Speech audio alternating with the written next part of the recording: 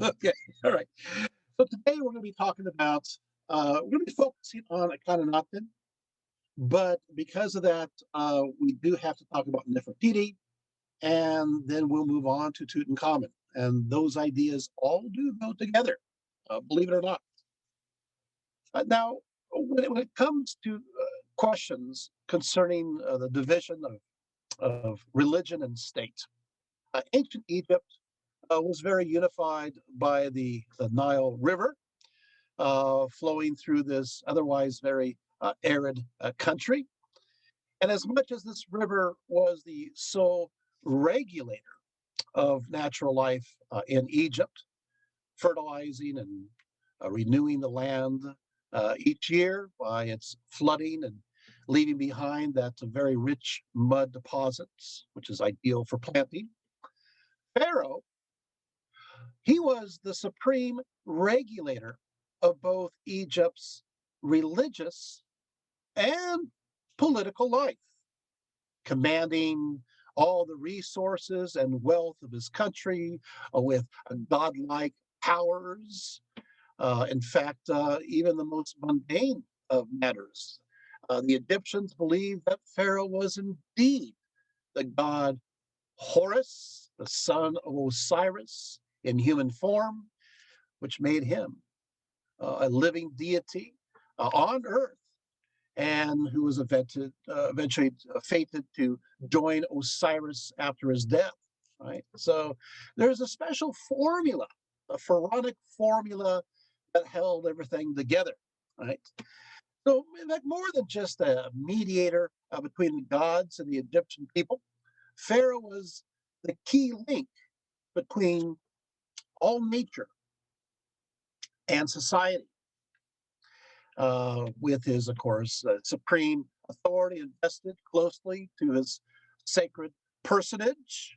To question Pharaoh was to question the, themselves. This was simply not done. Yeah, how far could this pharaonic experiment go? How far could you push it? How far could you uh, hold on to power and change the society that has been part of Egypt for thousands of years already, right? Um, and so unity was always the goal, right? Unity was always the goal. So it arises with Akhenaten. Akhenaten, he reigned from 1367 to 1350 BCE. He took a risk that essentially questioned some of Egypt's most central cultural beliefs. Akhenaten not only wanted to unite the secular and religious duties under his authority, but proceeded further by attempting to unify Egypt under one God as well. You see how that works? Now, Akhenaten, he did not start out as a pharaoh denying the Egyptian gods. In fact, when he ascended the throne, he was like most of the other rulers of Egypt, giving the deities of the land of the Nile their proper due. Of course, when he ascended the throne, uh, he had a different name, that of Amenhotep the Fourth. What does the name Amenhotep mean? It means Amon is satisfied, as an Amon Ra. Now, he was the second son of Amenhotep the Third, and but because of a situation, it turned out that the second son would succeed the father. Akhenaten, I'm going to call him Akhenaten, even though at this time his name is Amenhotep the Fourth, just to keep things really straight, because otherwise we're going to get lost. So just know his name is not Akhenaten yet. We're going to call him Akhenaten, and but his name is again Amenhotep the Fourth. His father, he suffered from a very lingering illness, And so that means that Amenhotep, or I should say Akhenaten, gained power in littleness, taking over for his father, a little at a time, gradually.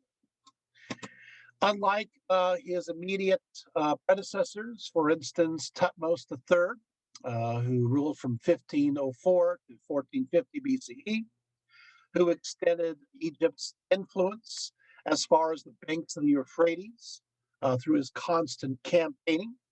Akhenaten, he was concerned with life at home, with questions of religion rather than conquest.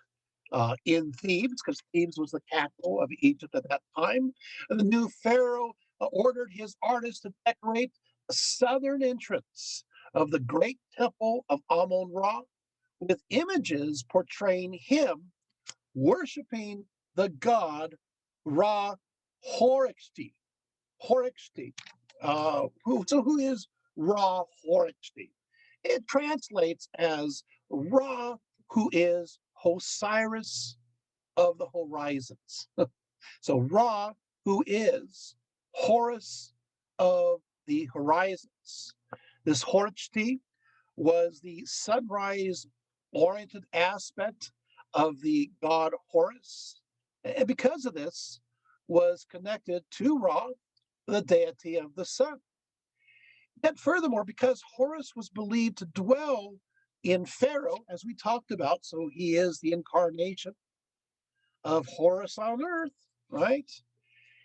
Horus, as Horikshi, represented the sunrise aspect. This god then became connected to the concept of the resurrecting Pharaoh, the Pharaoh that resurrects. Akhenaten then was bringing himself as Horus more and more in connection to the sun. You see this? So he's Horus, but he's connected specifically to Horus. That is the sunrise-oriented aspect of Horus. So it's the sunrise Ra. Because of this, you're going to see this with Akhenaten. So much of what he focuses on is the rising sun upon the horizon. Okay? The rising sun. Well, this is fascinating, right? As opposed to the setting sun. And you're going to see why that's important a little bit later on. So there you have it, right? So it's the kind of the beginning. I could see some aspects here. Now, let's talk about Amun, okay? Because we have to talk about Amun because his name, Amun, Hotep the fourth, that's the kind of nothing's name. Remember that. We have to understand Amun and who Amun, this god, is, and then we're going to go and see how he is replaced. Okay, so because Amun's really important, but let's go there. So Egyptologists have show that the Egyptians really long revered the god Amun. In fact, he's mentioned in the pyramid texts in the Old Kingdom, right? Especially the text connected to Unas, the fifth dynasty.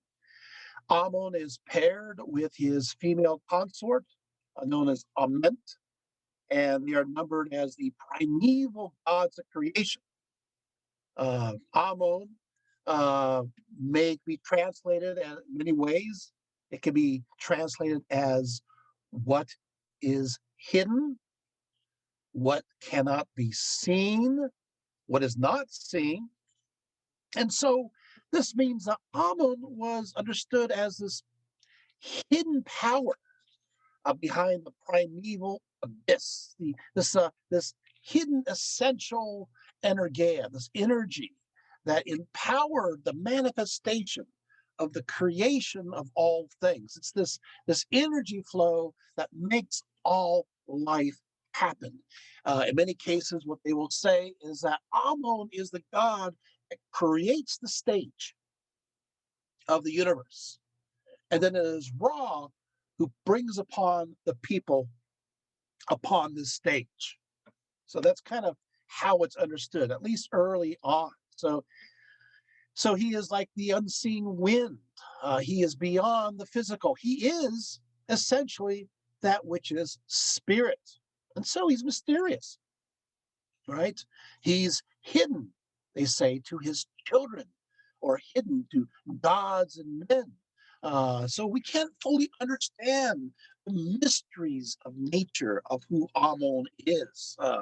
He is, in essence, the concept of the unknown God, right? That which is one does not see. So it made it difficult to make his form known.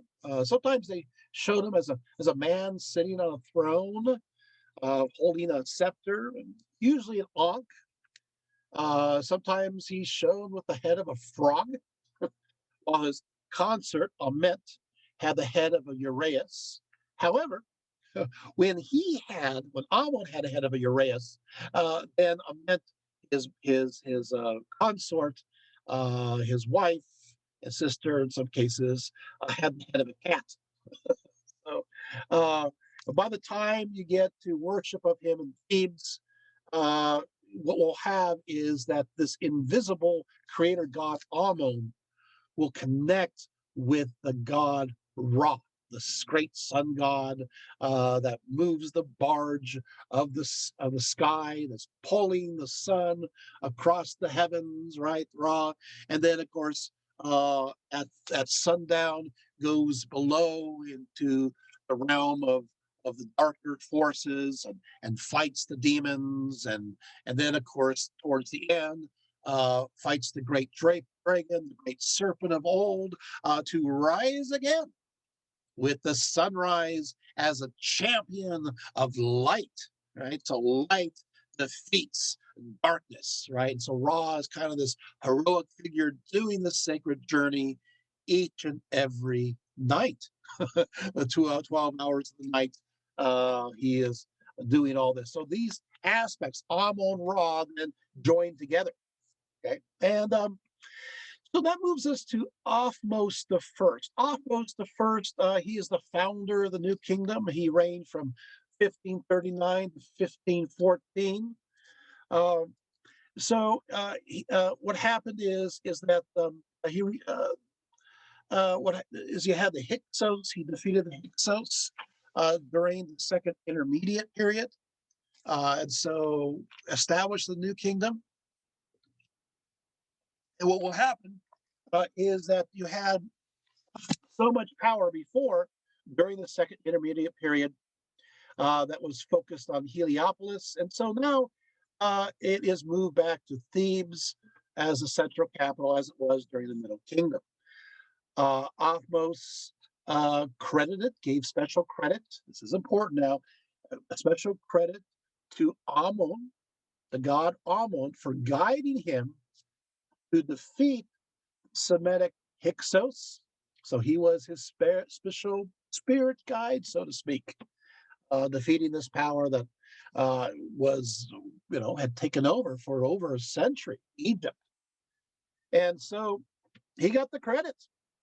And so that means he made special dedications to this deity and elevating Thebes to become a very prestigious place, including elevating the status of the cult of Amun Ra in general, which gave a lot of power to the priests.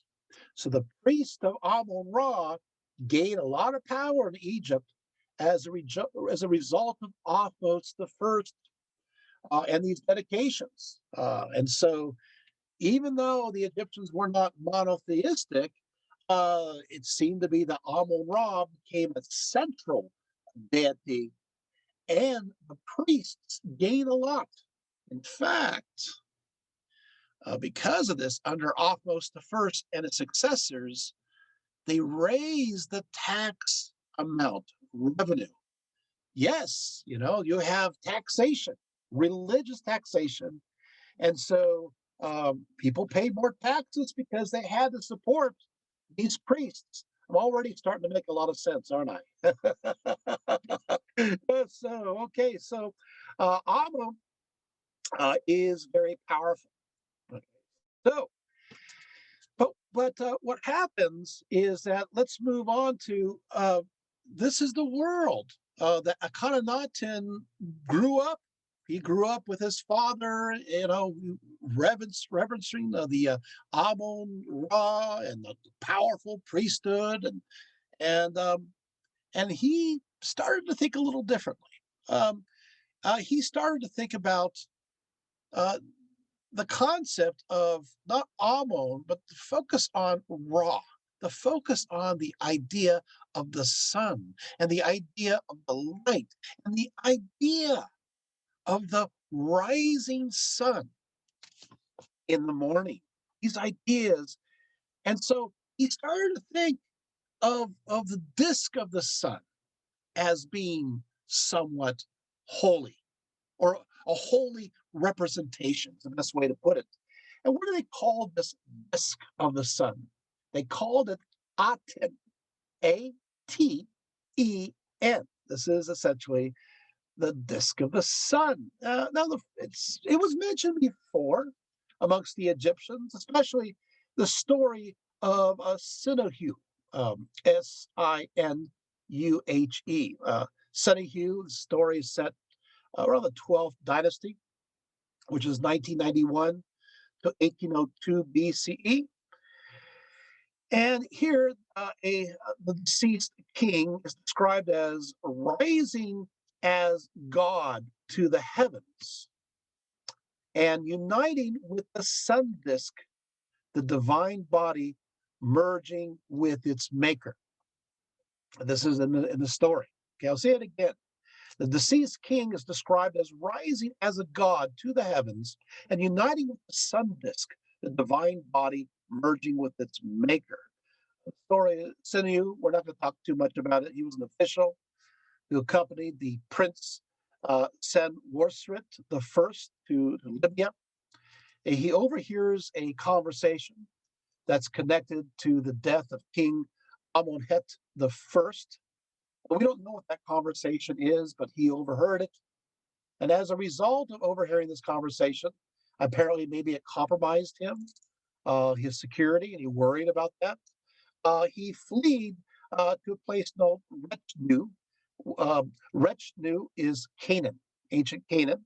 So he left Egypt behind.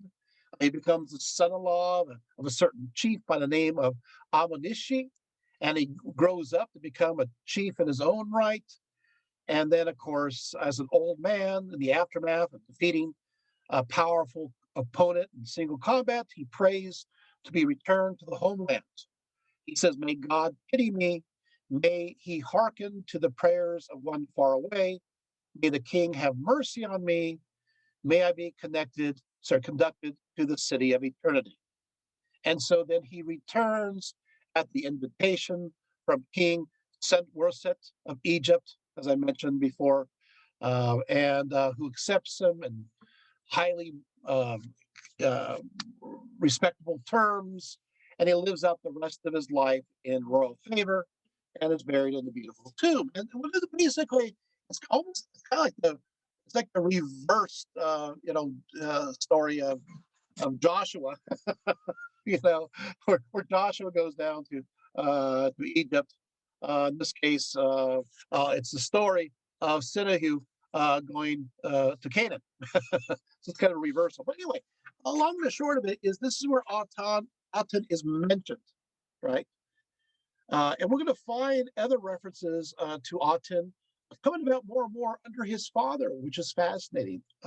Amonhotep the Third mentions the silver Aten uh, and um, and depicted as a falcon-headed man, which is much like Ra. So there is a little bit of interest in this with his father. So I know we're taking our time, but I want to make sure you really understand where these ideas are coming from,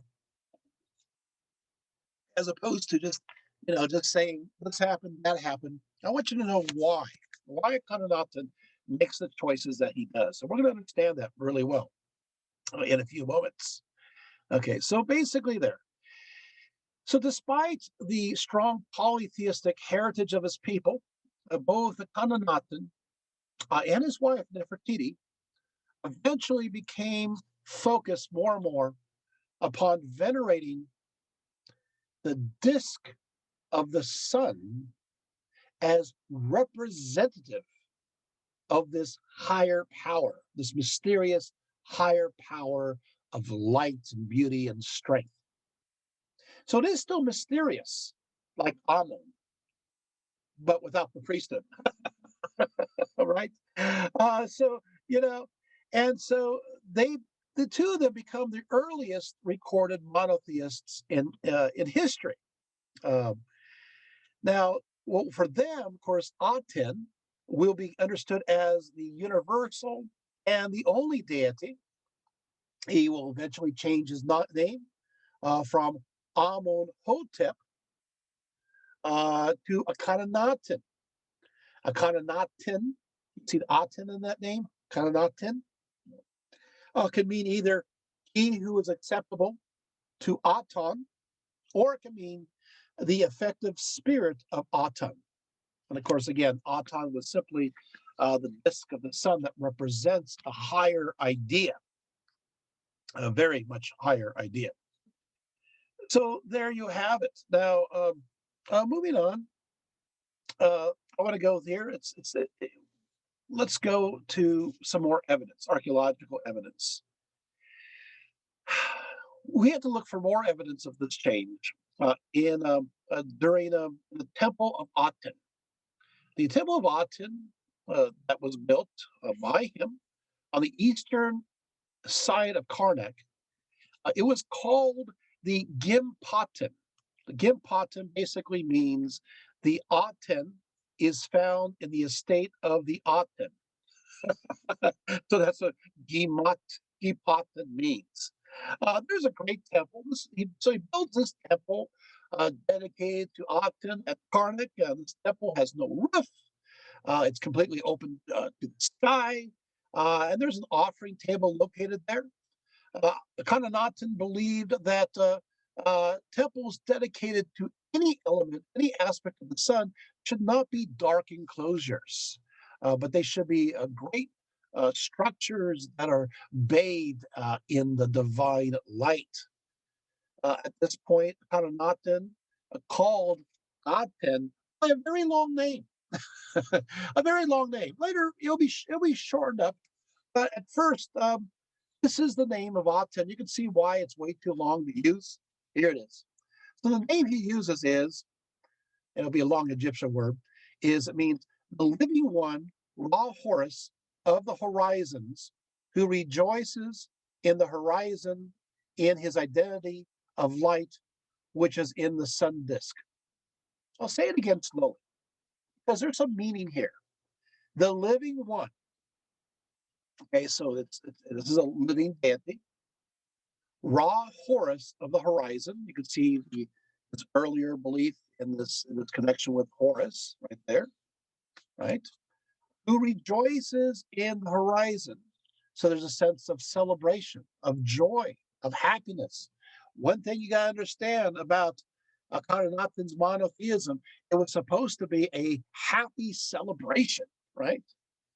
In his identity of light, which is in the sun disk. So it's the identity of light which is in the sun disk. So you are not worshiping the sun disk at all. So it's anti-iconic. You don't worship the sun disk. You worship what it represents, right? Which is this divine, universal light. Does that make so? I know people say, "Yeah, they're worshiping the sun disk." They don't worship the sun disk. They worship that which resides behind it. Now that is interesting because I always think about the Mezabop sites. I always think about the sacred standing stones that are dedicated throughout the ancient Middle East, and many of them are dedicated to the all-high sky god El or Elal or Allah, right? And they represent this all-high God by a stone. You don't worship the stone. It's the idea that it represents a higher idea. Well, that's the same thing going on here, except it's a disc. So there it is. Okay. So what will happen from here? Okay. There was another structure called the Hut Benden. The Hut Benden is the mansion of Benden. It was dedicated to Queen Nefertiti. It was also dedicated to Aten. Again, this is built early on in his rule. This is built at Karnak. Now, what is interesting is that there's been a change in the way he builds his temples. And this becomes pretty obvious in this structure. You see, all of Akhenaten's newly constructed temples at Karnak were oriented towards the east. They're oriented towards the east and the rising sun. Why is that important? Because the rest of the temples are directed towards the west and the setting sun. So now you have a change of orientation of the temples under Akhenaten. So now it's the rising sun. Again, that makes sense with his Horus connection of the horizons, right? Of the rising sun, right? Okay, so worship of other gods was still permitted during the early part of his reign. In fact, it was permitted up into his 4th year. He allowed other people to worship other gods. And so the priests of Amun continued to practice their daily rites, as we find from the inscriptions. And he still called himself Amenhotep IV. But things will start to change when it comes to the 4th year. The most revealing text of the nature of Akhenaten's new god and his motivation for introducing him to the Egyptians, we find this in the 10th pylon located at Karnak, the 10th pylon. Now, this 10th pylon, unfortunately, it's reused. It's reused by Hornheb a generation after Akhenaten's death. So it's recycled masonry. And unfortunately, because of that, when they repurposed this block, they cut half the inscriptions, not half the inscriptions up and down, half the inscription side by up. Not, as opposed to cutting it this way, side to side, but not half the inscription as in cut literally in half up and down, which means that we have the first part of it, but not the latter half. And so we just have to kind of figure out the missing pieces. But it does give an early account of Akhenaten's reign, right? We see a little bit there. The text begins with Akhenaten basically claiming that all the other gods have failed, and he uses the word ceased. All the other gods ceased. They need to be effective. Now, in fact, they talked about another deity in exchange. This god who himself gave birth to himself, and no one knows the mystery of inscription cut off. He goes where he pleases, and they know not his, possibly not his going. So you have clues on this other god. So the other gods, they cease. They cease to exist. Now, how did he cease to exist? It's a concept that this Aten, this energy, this light that is represented by the disk of the sun, did it destroy these other gods, or is it saying that they ceased? They never existed in the first place? We don't know. I mean, there's deeper questions here, right? The inscription on the 10th island not only shows Akhenaten not to worshiping one god, but of course questioning existence of the other gods. He says, how matchless is his God? He describes the sun disk, or I should say the light and the energy behind the sun disk, as his father. As his father. And he describes himself as the fair child of the sun disk. The fair child of the sun disk. So he makes Aten his father, and he is the son of the father. So he is, in a sense, the son of God. This is fascinating. We find this in the inscriptions. He is the son of this all-powerful, all-knowing God of light and energy. Oh, we could go places with this one, couldn't we? Okay. But then again, unfortunately, still this inscription is in fragments. We take a look at the verb, for example, bit, which means ceased. And again, we're not sure what it means precisely. That's a whole other topic altogether. But it seems pretty obvious that Akhenaten exalted this the energy and light behind the sun disk as supreme. And as you heard in the inscription, not to go, but he gave right. This is a God who himself gave birth to himself, gave birth to himself. So that means that he is self-begotten, right? And he's all powerful. And of course, as a result of this, you could see that this will lead to some intolerance, especially again in the fourth year of his reign, as I mentioned before, where he forbade the worship of any other god save for Aten. In fact, his a boyhood tutor by the name of Nefer actually threatened anyone who refused to follow this new direction in religion. There's an inscription on Nefer's tomb that's located in Thebes that goes as follows. I'm reading it. Now the sun knows which is the servant that is diligent with respects to offerings.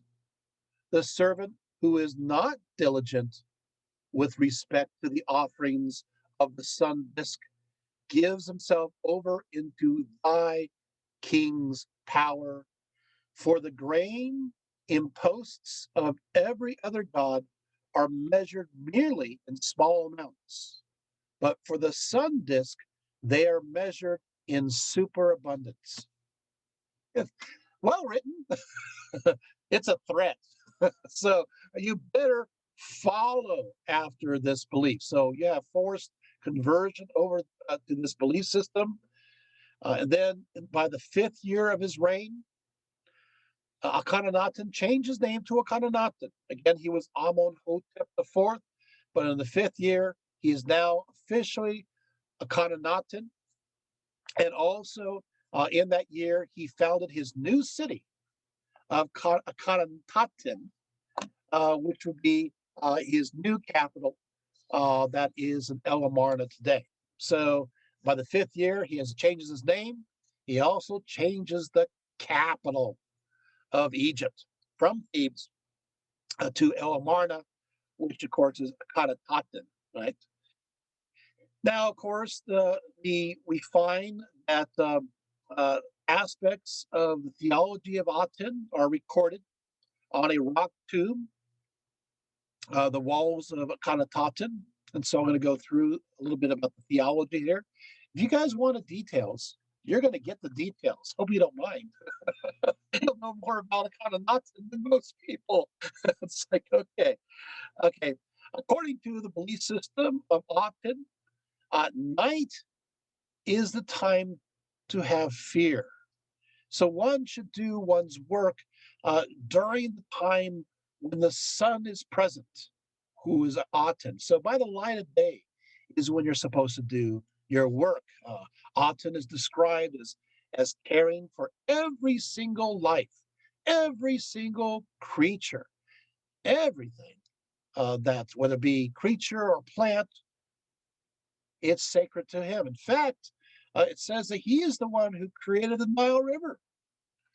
He is the one who also gives rain. I mean, he is over everything, all countries and all people. And the rays of the sun disk holds out life to the royal family. Now, this is important. I'll say it again. The sun disk, or the energy and light behind the sun disk, holds out life, this all empowering life to the royal family, but everyone else receives life from the royal family in turn, which is Akhenaten and Nefertiti, in exchange for their loyalty to Aten. So that means, so he kind of builds on this earlier pharaonic formula, but as opposed to being Horus, the incarnation of Horus, and whose mommy and daddy is Isis and Osiris, and he dies and becomes one of the Osiris, right? It's instead of that, you're now having a Akhenaten who is the son of God and his consort Nefertiti, and they're the ones that they're the ones who receive the energy and light, and they're the ones through their intermediary powers. They're the ones who then distribute these blessings of light and energy and everything else to those who are faithful to them. So you're faithful to Akhenaten, you're faithful to Aten, and therefore, and so on. Is that making sense? So he is the key. So you have to venerate Akhenaten. So that makes him perhaps even more powerful in many ways, right? And of course, when a person dies, according to this inscription, they live in a place known as the City of Light. That's interesting. It's a city of light, and the conditions there of life in general is the same in the afterlife. Akhenaten is the judge, whether one should be granted this afterlife or not. He's the one who holds the scales of justice. And so, because of that, you do have an afterlife. You believe in Akhenaten and you accept him as the intercessor between Aten, right, and yourself, right? If you accept what Akhenaten gives, then you will have salvation. Where is that? On this wall inscription that I just described. Oh, it's in stone. Yeah, it's in stone. Sorry. You're okay. So now what will happen is that, of course, all other religions, belief systems are now illegal. So what does he do? What happens? Remember those priests of Amun? Yeah, I suppose Aten, the priest of Amun, right? Amun Ra. They're not only demoted, they are forced to work in the quarries. They are stripped of their priesthood, as all those others who worship either worship Aten or you're out of the priesthood, and they're stuck working the mines basically. And there is also, unfortunately, he does execute others who follow this. So the cult of Amo is completely wiped away, and those people who are part of it were either working the mines, hard labor, or they were killed. That's the end, or convinced to pay accordingly. Now let's go a little bit further in this. I want to say that remember the high taxation? Yeah, no more taxes. What? Remember the high taxation to support the priests of Amun? There's no taxes. What about the taxes to support Aten? No taxes. You can see that people are going, hey, we don't have to pay any religious tax. So many scholars have said that the cult of Amun Ra had become corrupt, had become bloated, and they started to view themselves as pharaoh makers. They had gained too much power, and also became so rich from all these revenues. And the Akhenaten decided to get rid of all this, and believing that the people will support such an idea. Like, hey, you're free of all these taxes. This particular, they still have to pay taxes, but not to the cult of Amun Ra.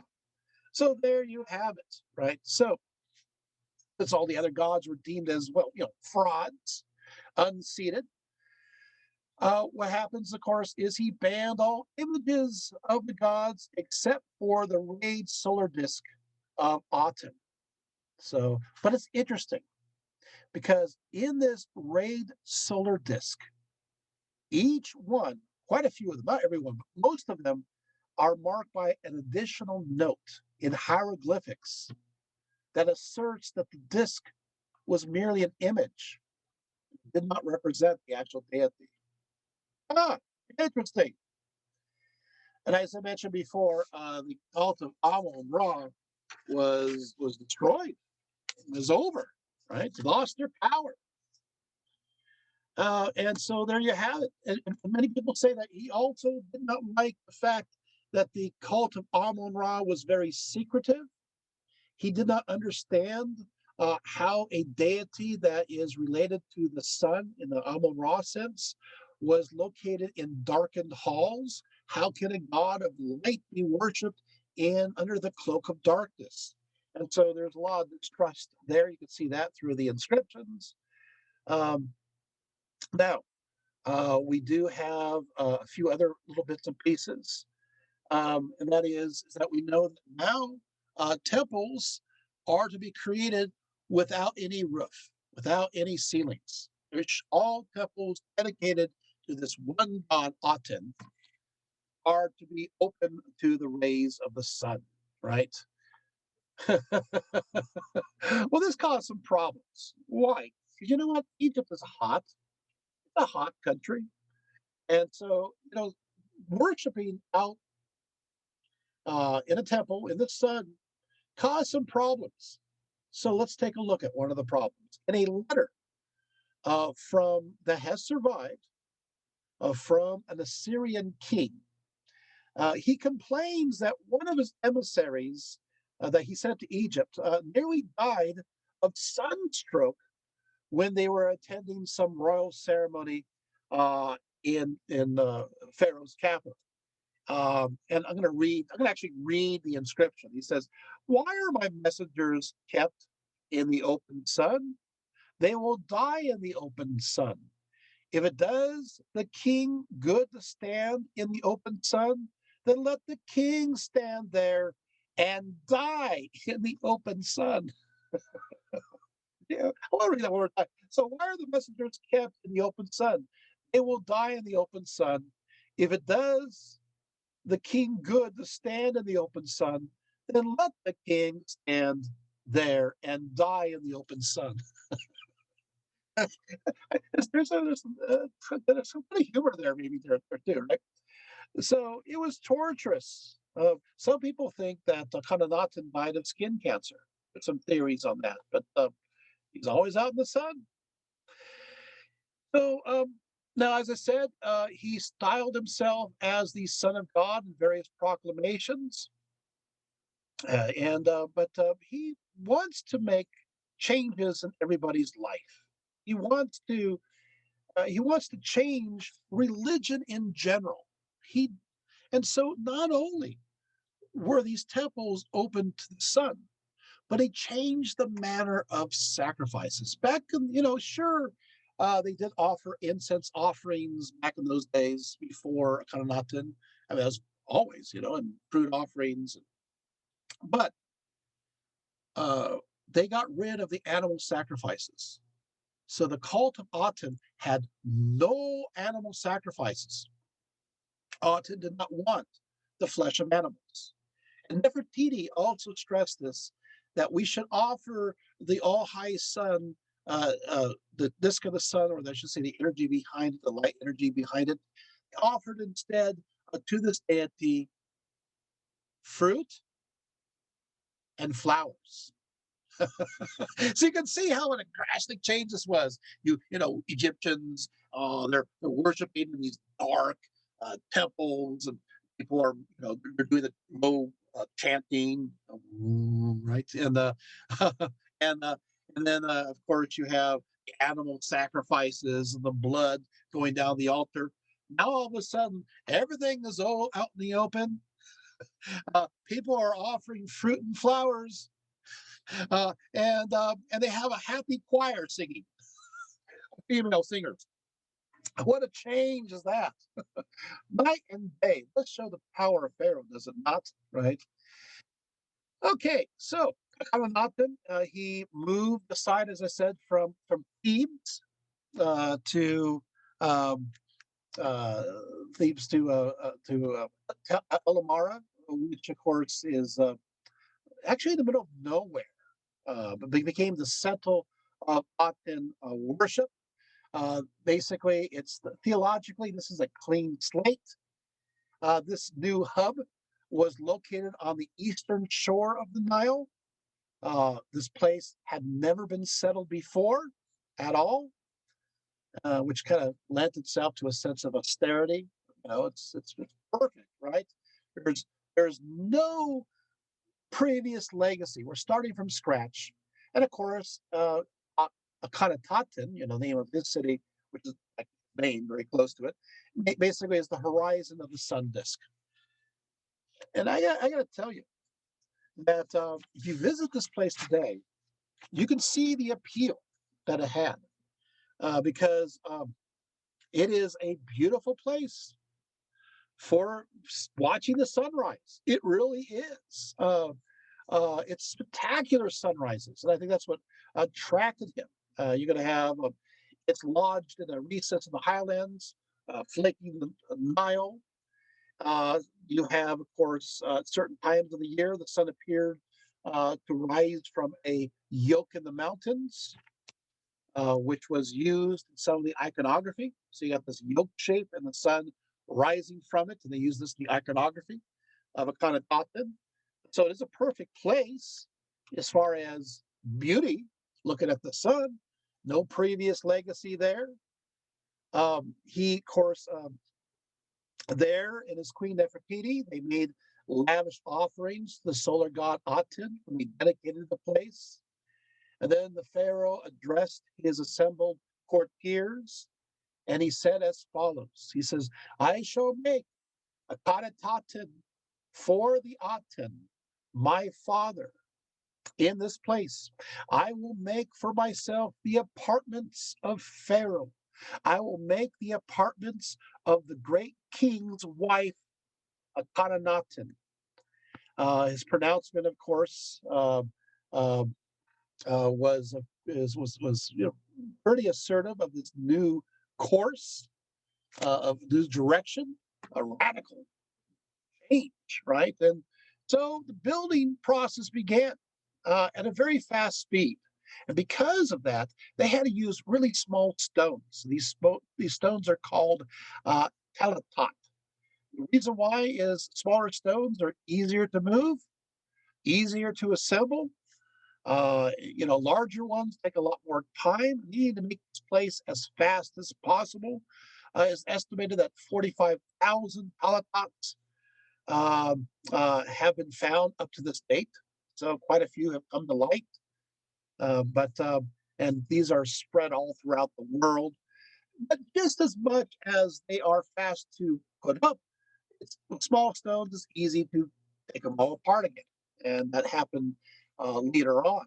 Unlike, like, for example, the Great Pyramid, which are made out of larger stones. And because of the larger stones, the heavy weight of each one, they're not as easily moved and so seem less disposable. But this is like an instant city. We're going to make this fast, almost prefab, right? The city was about 4.6 miles with a great temple of Aten in the middle, open to the sky. They had 1,700 offering tables. That's a lot of offering tables and benches for the proper offerings of fruit and flour and incense, right? And then, of course, Nefertiti is the one who helped initiate this practice, especially the flower and fruit offerings. She's very much part of this belief system. Incense was burnt in these temples several times a day. Hymns were sung, accompanied by, get this, harp music. Harp music. Even though they had harp music before, right? You're familiar with Egyptian music. You have, the rattles and the drums and the moans, and but they're all about light singing and harps. So again, musically, there's differences going on. And again, once again, no animal sacrifice. Right? Well, we know a lot. Oh, by the way, also there was a place, a palace that had what's called the Window of Appearances, where Akhenaten showed himself with his family. Now, the Amarna letters, the Amarna tablets, we do have written records, a lot of it, an archive that has survived at El Amarna. Yes, the archive survived. And of course, we have the diplomatic correspondence between the Egyptian administration and its representatives all over the place. And these have been preserved. So we're talking quite a few of these tablets are still extant. Okay, so for example, we have 382. We have, for example, letters to Babylonia, letters to Assyria, letters to the Mitanni, Arzawa, which is southwestern Anatolia, uh, Aliisha, which is Cyprus and the nearby coast, Hatti, Syria, Lebanon, Canaan, letters from Byblos as well. So there you have it. So I mean, we have an entire archive. We'll talk about the archive a little bit. So this archive covers about 30 years. It continued even after his reign. So we got a lot of records that survived in the baked clay, and written in Akkadian cuneiform. Yeah, written in Akkadian cuneiform. But archaeologists have also determined that life at this particular city, Amarna, was not pleasant. In fact, in the opposite, other places in Egypt, we have discovered that the skeletons here have poor nutritional diet. They mostly ate this beer and bread. So can you imagine such a hot city with all that beer and all that bread? Oh, wow. Okay. So there you have it. We know that they ate a lot of sand as they're eating their bread because their teeth were kind of worn down from chewing all the time, the sand that got mixed up in their bread. So there you have. So and the life expectancy was not that long, and so unfortunately, because it turned out that there was a high degree of infant mortality there. But anyway, there you have it. Akhenaten. He composed great hymns to his all high light energy deity. Here's one that was found on a tomb. I'm going to read his song. It says, "How manifold is it what you have made? They are hidden from the face of man. Sole God, like whom there is no other. You did create the world according to your desire. Whilst you were alone, all men, cattle, and wild beasts, whatever is on earth, going upon its feet, and what is on high, flying with its wings." It'd be quite beautiful. So, yes. I kind of thought to make innovations in art in general. You take a look at, for example, the art centered around the sun disk Aten. Sometimes they depict the sun disk in an abstract form. Sometimes it's personified. Sometimes even both at the same time. So at times you just have a picture of a mere circle with rays of light radiating downward. That's at some point. But sometimes, this is fascinating, you're going to have the disk, and coming from the disk, you're going to have little hands extending from the disc. So you have this disc with hands reaching down, reaching down towards worshipers. And sometimes these hands hold on to an ankh, which is, of course, the Egyptian sign of life. There's some ones that sometimes people think are kind of funny. A few times you have these hands kind of shoving an ankh up somebody's nose. So you have this disc, you got these hands, and they're putting an ankh up somebody's nose. What does this mean? Of course, this means that they are blessed with the breath of life. So how you get uh, uh, blessed with life, with the breath of life. Just stick an ankh up your nose, ankh, and you'll be happy. Okay, I'm stopping. Sorry. Okay, so Akhenaten also you're going to have uh, you're not sure. Sometimes Aten can be understood as a he, sometimes as a she. It apparently doesn't have any gender at all, so it transcends male and female gender. So it's not a it's the god or goddess that is beyond all things. Now, what is above must be below, and so let's take a look at Akhenaten himself. We see sculptures of Akhenaten, and he kind of looks strange. He has a very long face.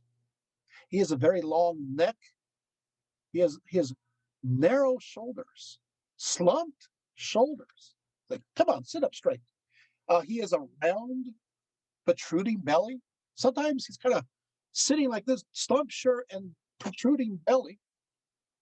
He has very curvaceous thighs, very curvaceous, and very curved and round buttocks.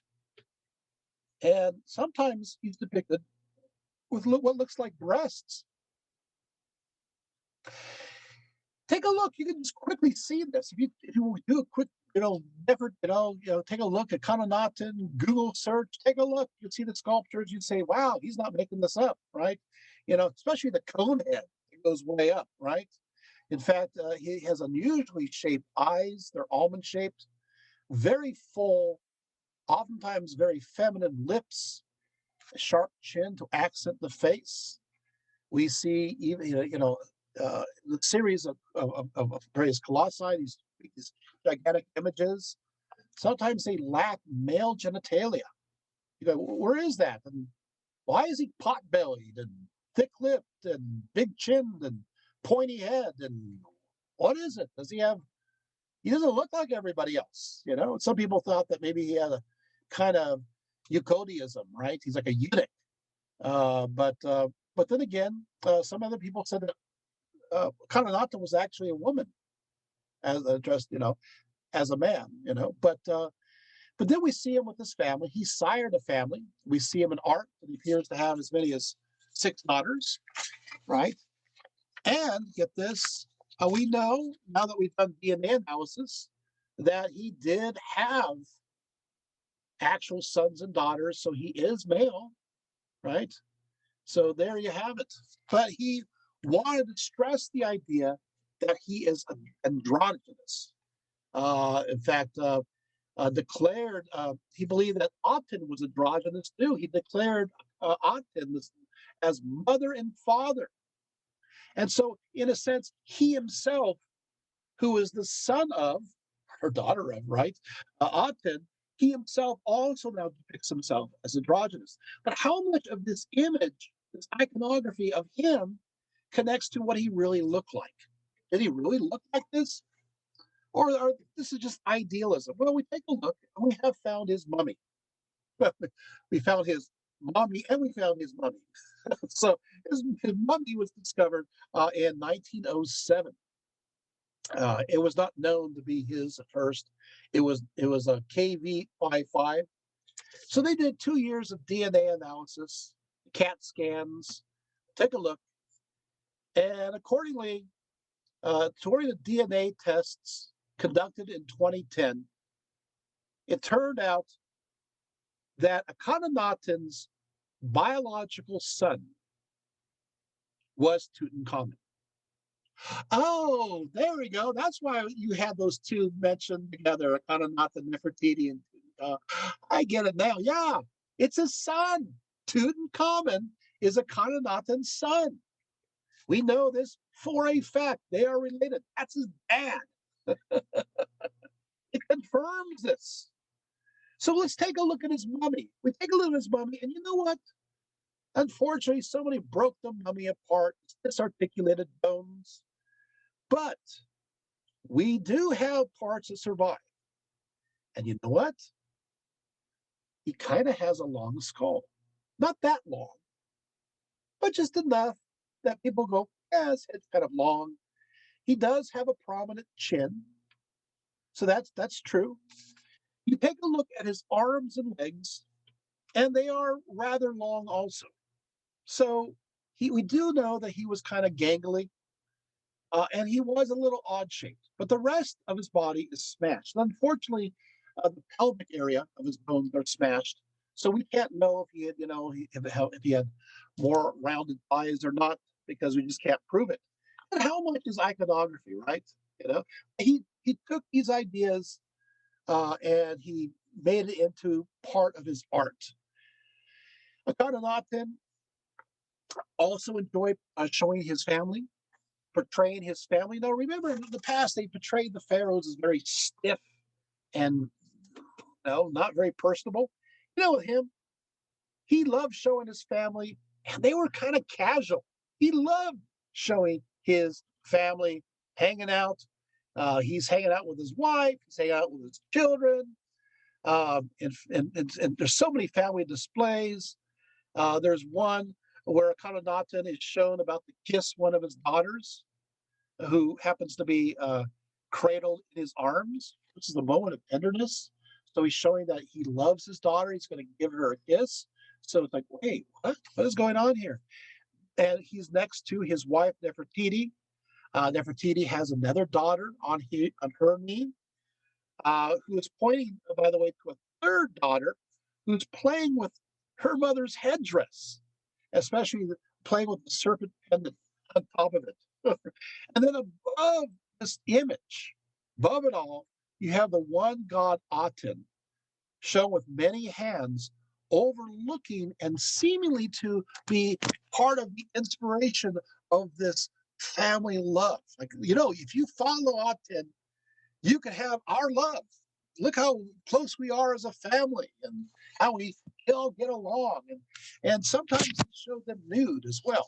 And so not a lot of decorum, in that sense.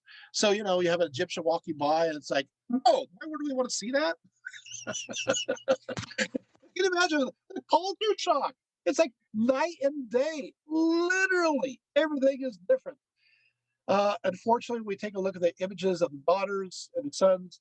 We realize that many of them died, and if you keep track of it that way too, it's like, oh, what happened to one of them? So, and that's too bad, right? We also see that Nefertiti is definitely not only his wife, but his co-ruler. Yes, they're shown as ruling together. So, in a sense, Egypt was ruled by two, not this just one. And so she is shown with the same kinds of marks of authority that he has. In fact, in many cases, Nefertiti is shown dressed as a man. He's dressed as a female. She is dressed as a man.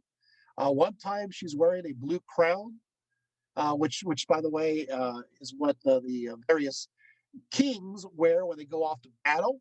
In fact, she's the only queen known to wear this battle crown. Even Hatshepsut was never shown wearing this crown.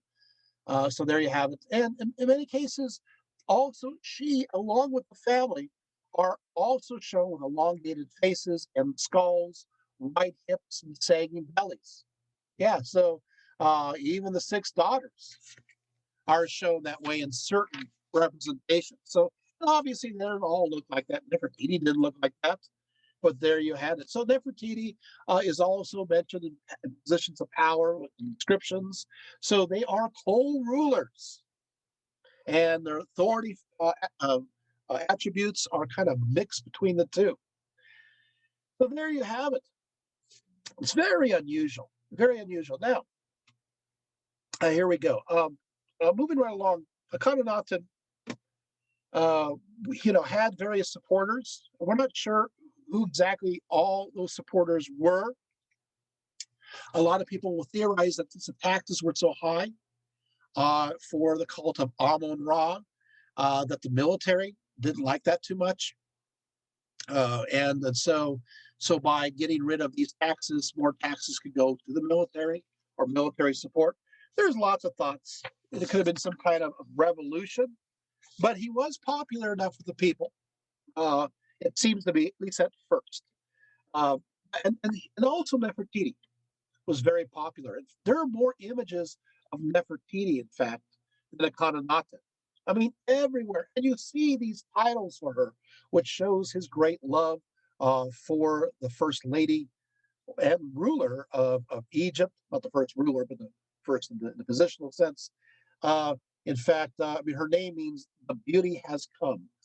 Nefertiti, the name means the beauty has come. Isn't that a beautiful name? So when she arrives in the room, you say, wow, the beauty has come. And, well,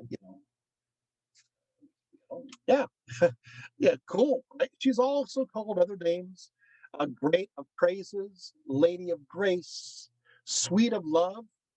Yeah, he called her sweet of love, lady of the two lands, main king's wife, his beloved, all one title, lady of all women, and mistress of upper and lower Egypt.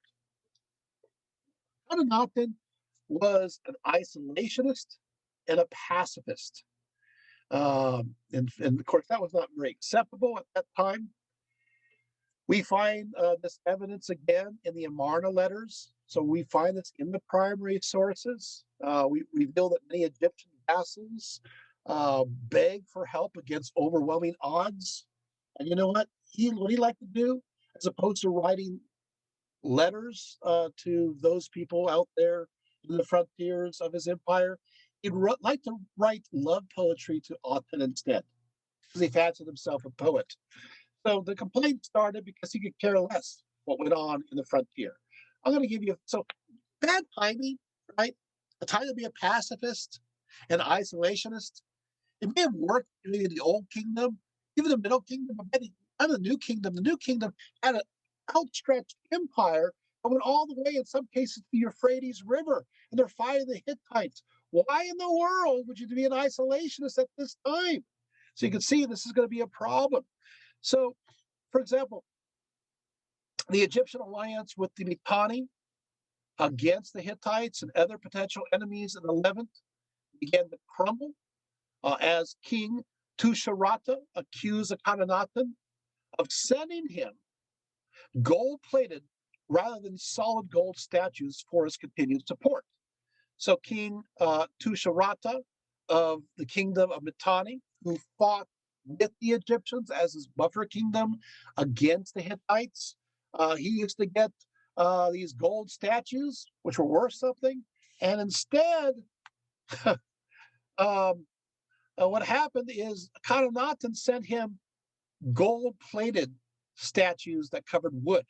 I'm going to read the letter briefly. It says here, so this is again a King Tusharatta of the Mitanni. He says, I asked your father, which is of course Amenhotep III, for statues of solid cast gold, one of myself, and a second statue, a statue of Tutenkhamen, my daughter. And your father said, don't talk of giving statues just of solid cast gold. I will give you ones made also of lapis lazuli. I will give you two, along with the statues, much additional gold and other goods beyond measure. Every one of my messengers that were staying in Egypt saw the gold for the statues with their own eyes. Your father himself recast the statues in the presence of my messengers, and he made them entirely of pure gold.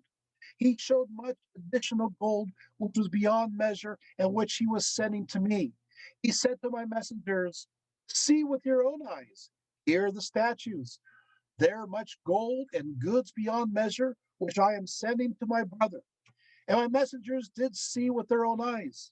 But my brother, he's now referring to Akhenaten, has not sent the solid gold statues that your father was going to send. You have sent plated ones of plated ones of wood, nor have you sent me the goods that your father was going to send me, but you have reduced them greatly. Yet there is nothing I know of in which I have failed my brother. Any day that I hear the greetings of my brother, that day I make festive occasion. May my brother send me much gold at the Kimru feast with many goods. May my brother honor me. In my brother's country, gold is plentiful as dust. May my brother cause me no distress. May he send me much gold in order that my brother with the gold and many goods may honor me. So, so Akhenaten is sending him gold-plated wooden statues. But then again, this guy seems to be under the impression that there's so much gold in Egypt, it's like dust. Well, maybe it's a little bit harder to come by. But it's true that Akhenaten just simply does not seem to care. So the alliances basically start to rebel. Um, and there was a rebellion uh, of his allies against the Hittites. But when they were captured and others sent word for help from Akhenaten, he did absolutely nothing. He did not help them at all. And so, seeing his lack of support, the Palestine rivals, Abdi Hepta of Jerusalem and Labiah of Shechem began to fight one another, forcing Akhenaten to send some Nubian troops to hold off the conflict. But eventually, it gets worse. What will happen is his vassal, Rib Hadda, who's of the city of Byblos, was attacked by the kingdom of Amru. And this poor king of Byblos wrote Akhenaten 60 letters. 60 letters. Akhenaten responded, "You are the one who writes to me more than all the other mayors," unquote. And he refused to help his ally of Byblos, which is a very important town to the Egyptians along the coast, a trade town. So what happens now? Of course, Rib Hadda loses support. He's overthrown by his brother, who, you know, he tries to regain the throne of Tyre, but Akhenaten doesn't respond. And so he asks the enemy king of Amru for help instead, who simply sent him on to Sidon to get killed. And then Akhenaten did send for King Azaru of the kingdom of Amru back to Egypt, held him for a year, sent him back. But eventually, what will happen is this kingdom will decide that it's not worth being an ally of the Egyptians and turns and becomes an ally of the Hittites instead. You're going to have even others. I won't go through all the evidence. There's too much. But you even have, I'll just mention this, you have one letter from Tabi to Akhenaten. It was actually found at Tel El Hassi, and that's in Palestine. And it is also complaining the fact that there seems to be coups everywhere, and Akhenaten is not listening. So this is outside the Amara letters. You have the fact that he is just not doing it because of this. Because of this non-confrontational stance and a disinterest in foreign affairs, tributes and taxes from these lands ceased. And so now the sparks of rebellion start throughout the kingdom, the empire, the overseas kingdom that was held by the Egyptians. Okay, so I'm going to go a little bit over because we started 15 minutes late. so here we go. So during this period of time, so you have Akhenaten, what's happening here? They're losing their empire. The new kingdom is falling apart because he is all for peace, which is great, but maybe he needs to support his allies, but he doesn't. And then on top of this, there was a plague, influenza, that broke out throughout the Middle East and Egypt that even killed the Hittite king, Sepulumia. Many people interpreted this flu, this that spread throughout the lands, as a sign that Akhenaten has angered the traditional gods of Egypt. There we go. And it's a sign, right? It's a sign. So there you have it. And now we're going to go into this question. Okay, and we'll go through this briefly before we go on and finish up Akhenaten, although you have a great idea of who he is, right? That is, accordingly, you have the story that the Middle Kingdom fell, and you have the Second Intermediate Period, and those people connected to the Second Intermediate Period are known as the Hyksos, Hyksos. I already done a talk on the Hyksos, These are Semitic peoples that come from the Levant, they come from Canaan, especially southern Canaan, and they take over Egypt and they dominate it for over 100 years.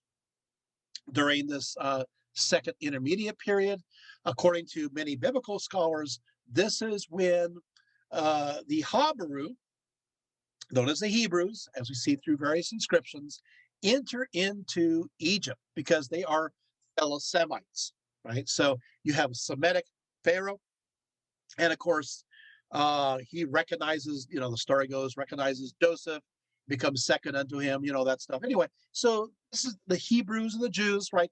They enter into Egypt at this time. Then I mentioned the Othmos the first. He overthrows the Hyksos, and he defeats the Hyksos in the southern Canaan, and he enslaves many of the Hyksos, but he also enslaves their allies. And who are those allies? The Jews, right? The Habaru, the Hebrews. And so now they're in bondage in Egypt. Well, it turns out that these Jews, the Habaru, are supposedly or really enslaved in Egypt at the exact same time as as this Pharaoh, as Akhenaten.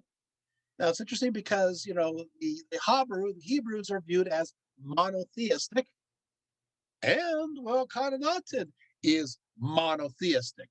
Could there have been influence one way or the other?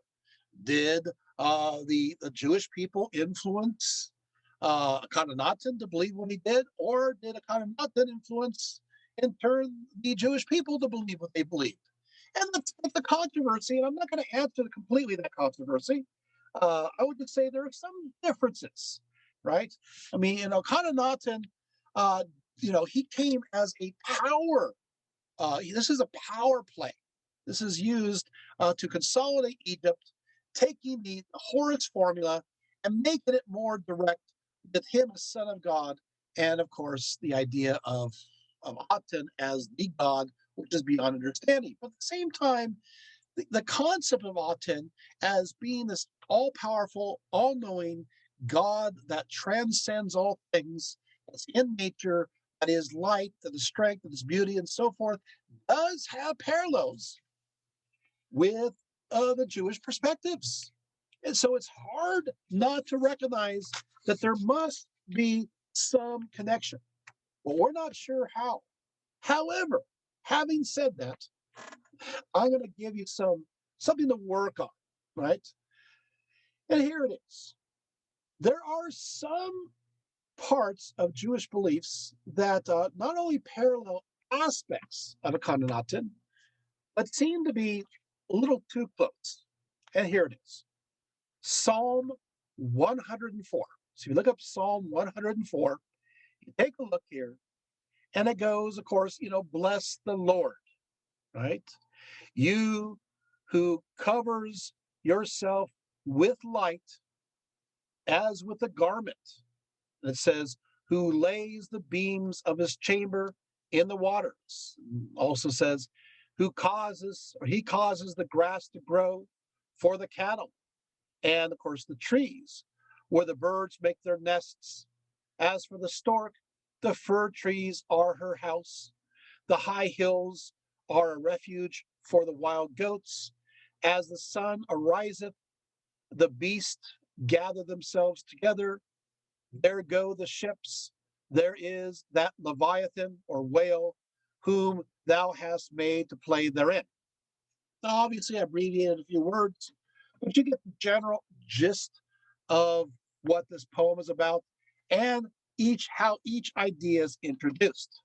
Well, it's fascinating because there's a hymn of Aten that goes as follows. It reads, when the land grows bright and you are risen from the horizon and shining in the sun disk by day, all flocks are at rest on their grasses, trees, and grasses flourishing, birds flown from their nests, their wings in adoration of your life force, all flocks prancing on foot, all that fly and alike living as you rise for them, ships going downstream and upstream too, every road open at your appearance, fish on the river leaping to your face, your rays even inside the sea, and there you have it. Now you're going, yeah, there's connections, yeah, there's a connections, and there's even the same kind of order.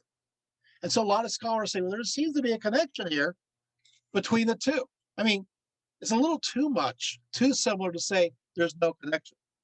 But exactly what that is unknown, right? Okay, is this helping? Right. So there had to be some influence one way or the other. We're just not exactly sure what that means. Okay, so what happens now? Akhenaten dies. Yes, we got there, right? He finally dies. Some people say of skin cancer, right? Naturally, after his death, things will change rapidly. The next pharaoh who succeeded after Akhenaten was a woman. That's right, by the name of Nefertiti, 1334 to 1332 BCE. So here we have another female ruler of Egypt. Her female identity is beyond dispute because we kind of know who she is. Think about it. Nefertiti, right? Sounds familiar. She has a title that's called effective for her husband. Effective for her husband? Well, who would be her husband? And a lot of scholars, Egyptologists, say, well, it can't be Nefertiti because she was already dead by the time Akhenaten died. So maybe it's some other royal wife of Akhenaten, right? They had a form of the same name as Nefertiti, and they go through this. But fortunately, in 2012, a certain Athena van de Petter of the Leuven Archaeological Mission at Amarna realized that they had made a mistake. They realized that it turned out there was an inscription that mentions the great royal wife, his beloved mistress of the two lands, Nefertiti. Sounds familiar? It's mentioned in the last year of his reign. So it turned out that they thought that she died earlier, and then they discovered that she didn't. She was still living at the time of his death. And guess what? She's called Nefertiti, which coincides with this name. So guess what? That means that after Akhenaten dies, his wife becomes Pharaoh of Egypt. How's that? And continues the same kind of tasks. Now, there is a shadowy Pharaoh that's mentioned also that reigned from 1335 to 1334 by the name of Smernecar. And a lot of people, though, say that this is just a different name for her. So there you have it. When she dies, right? When she dies, right? So then the next pharaoh is, that's right, Tutenkhamen. Yes, who is the son of Akhenaten. Things making sense? So you got Akhenaten, who basically is reigning side by side with Nefertiti. Then Nefertiti becomes the sole pharaoh after he dies. And then after she passes, then Tutankhamun becomes the next pharaoh who happens to be the child of Akhenaten. As for his mother, who's Tutankhamun's mother? We don't know her name. We have her skeleton. They have the DNA. It turns out, get this, Tutankhamun, okay, his father was Akhenaten. His mother was the sister of Akhenaten. Yeah, so it's a mother. So basically, you have brother and sister getting themselves married or connected together, and they have a child, and that's Tutankhamun. Got it? Yeah. Okay. So Akhenaten then had previously married one of his own sisters. Right there you go. Also, go on further, is the mother of Tutankhamun and the sister of his father Akhenaten was the daughter of the pharaoh Amenhotep. That, of course, makes Tutankhamun's biological grandfather. Talk about keeping it within the family, right? To make things even more difficult, when Tutankhamun became pharaoh, he married his half sister, and her name is Akhenaten. Akhenaten, who, of course, obviously that means that her name is connected to Aten, right? And she changed her name to um, uh, Anka Issa Amen. Anka Issa Amen, of course, is connected to now Amun as an Amun Ra. And of course, Tutankhaten, which of course is connected to Aten, he'll change his name to Tutankhamen, which is connected to Amun. So both he and his wife and half sister changed their names from dedications to Aten to dedications to Amun. Oh, looks like the Amun Ra is back, right? Back and back, right? There you have it. Now, let's take a look at Ankhepaten, of course, also known as Ankheseamen. Ankheseamen was his half sister. Akhenaten was her father, and Nefertiti was her mother, who was his chief wife. Right. So when she became of age, she then married her father, Akhenaten. Yet while Tutankhamun tried to have kids with Ankheseamen, that attempt proved to be unsuccessful.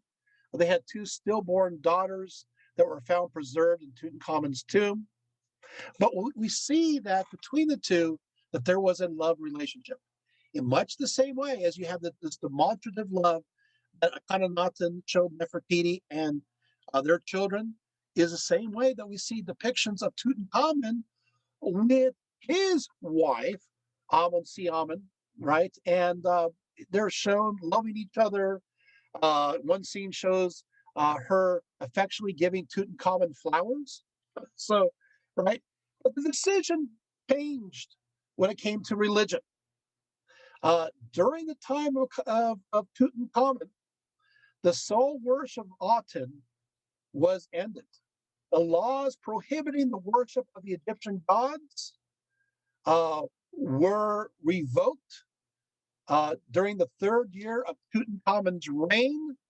And so Tutankhamun is the pharaoh who returned Egypt to polytheism, to the traditional deities of Egypt, to Isis and Osiris, right? To Horus, and he is an aspect of Horus. And so we're back, and as a result, the priesthood of Amun Ra is back, and so we're going to see this.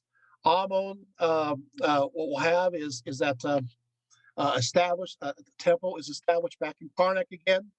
You're going to see that the capital will then be moved eventually from Elamarna back to Thebes. So this change happens, right? And there's an edict that demands that. So you're going to have the abandonment of this particular city.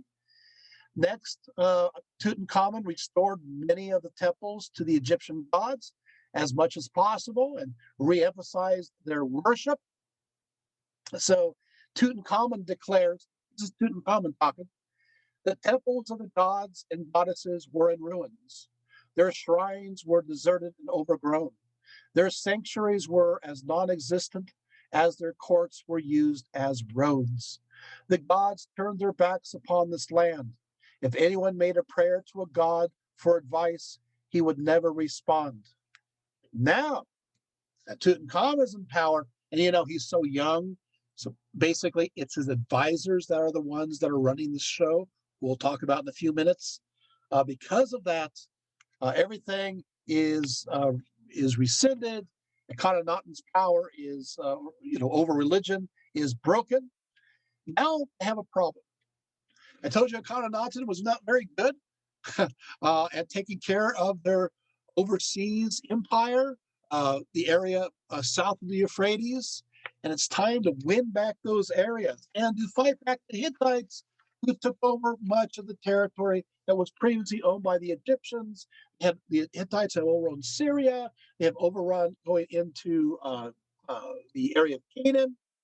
So Tutankhamen is the pharaoh who restores Egypt's power and prestige, right? And of course, um, as a result, various gifts from all around the world, from the allies, right, are given to him. Many of them will be stored in his tomb. I want to make this very clear. I want to make this very clear. Tutankhamen, even though he's run by his advisors, is an extremely important pharaoh outside of Tutankhamun's tomb. People always talk about King Tut's tomb. He's just like a kid. It doesn't matter. No, he does matter. He is part of one of the biggest changes in Egypt from monotheism to polytheism. He brought everything back. That makes him very important, despite the fact of his very short reign. You guys got that. So he is an important pharaoh. He had two advisors. One is called Ai, his vizier, who focused on internal issues. AI, basically it's AY, AI, right? And his other advisor was Horemheb. Horemheb was the one who advised him outside of Egypt when it came to various things going on. So he had his interior advisor, Ai, and you had Horemheb, who did, of course, foreign affairs. And between these two, they really ran the show. Tutankhamun was approximately 5'11" um, in height, which is pretty tall. 5'11", that's tall for ancient times, right? He had a slightly cleft palate. He suffered from scoliosis. He was in a lot of pain. He needed a cane even early on in his life, right? He was very young, right? His DNA samples revealed that he had several strains of malaria. There was also a CT scan that revealed that his left leg was fractured and became infected just prior to his death. It went to the left side of his body. And some people say that it reveals that he must have fallen, and it looks like something like he fell from a chariot and shattered part of his body, and that's how he died. Other people say, no, no, no, no. It's the fact that they covered his body in black pitch. And they said that what happened as they prepared his body, it caught on fire. And because of that fire, it cracked and shattered that side of his body. So there is, you know, lots of controversy there. So, and it's interesting that they paint him or they tar him black. Black is the color of Osiris. Let's go a little bit further. Also, they put on him a raised phallus of Osiris. So he's got a raised phallus showing the potency of Osiris going into the afterlife. So that's important. Another thing I want to bring up is that we take a look at him and he has no heart. And usually they bury the pharaoh and they bury him with his heart. They put the other parts of his body in canopic jars and four.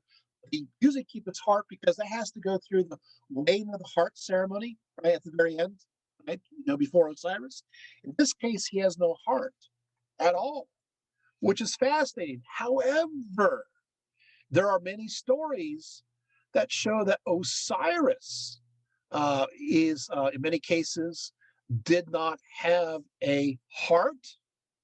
And so, again, it could be they left the heart out because they're representing him as Osiris, right? So, in fact, there's not even a scarab beetle to replace it. So his body represents the return to the traditional beliefs. And he's not off to a city of light where Aten is in charge.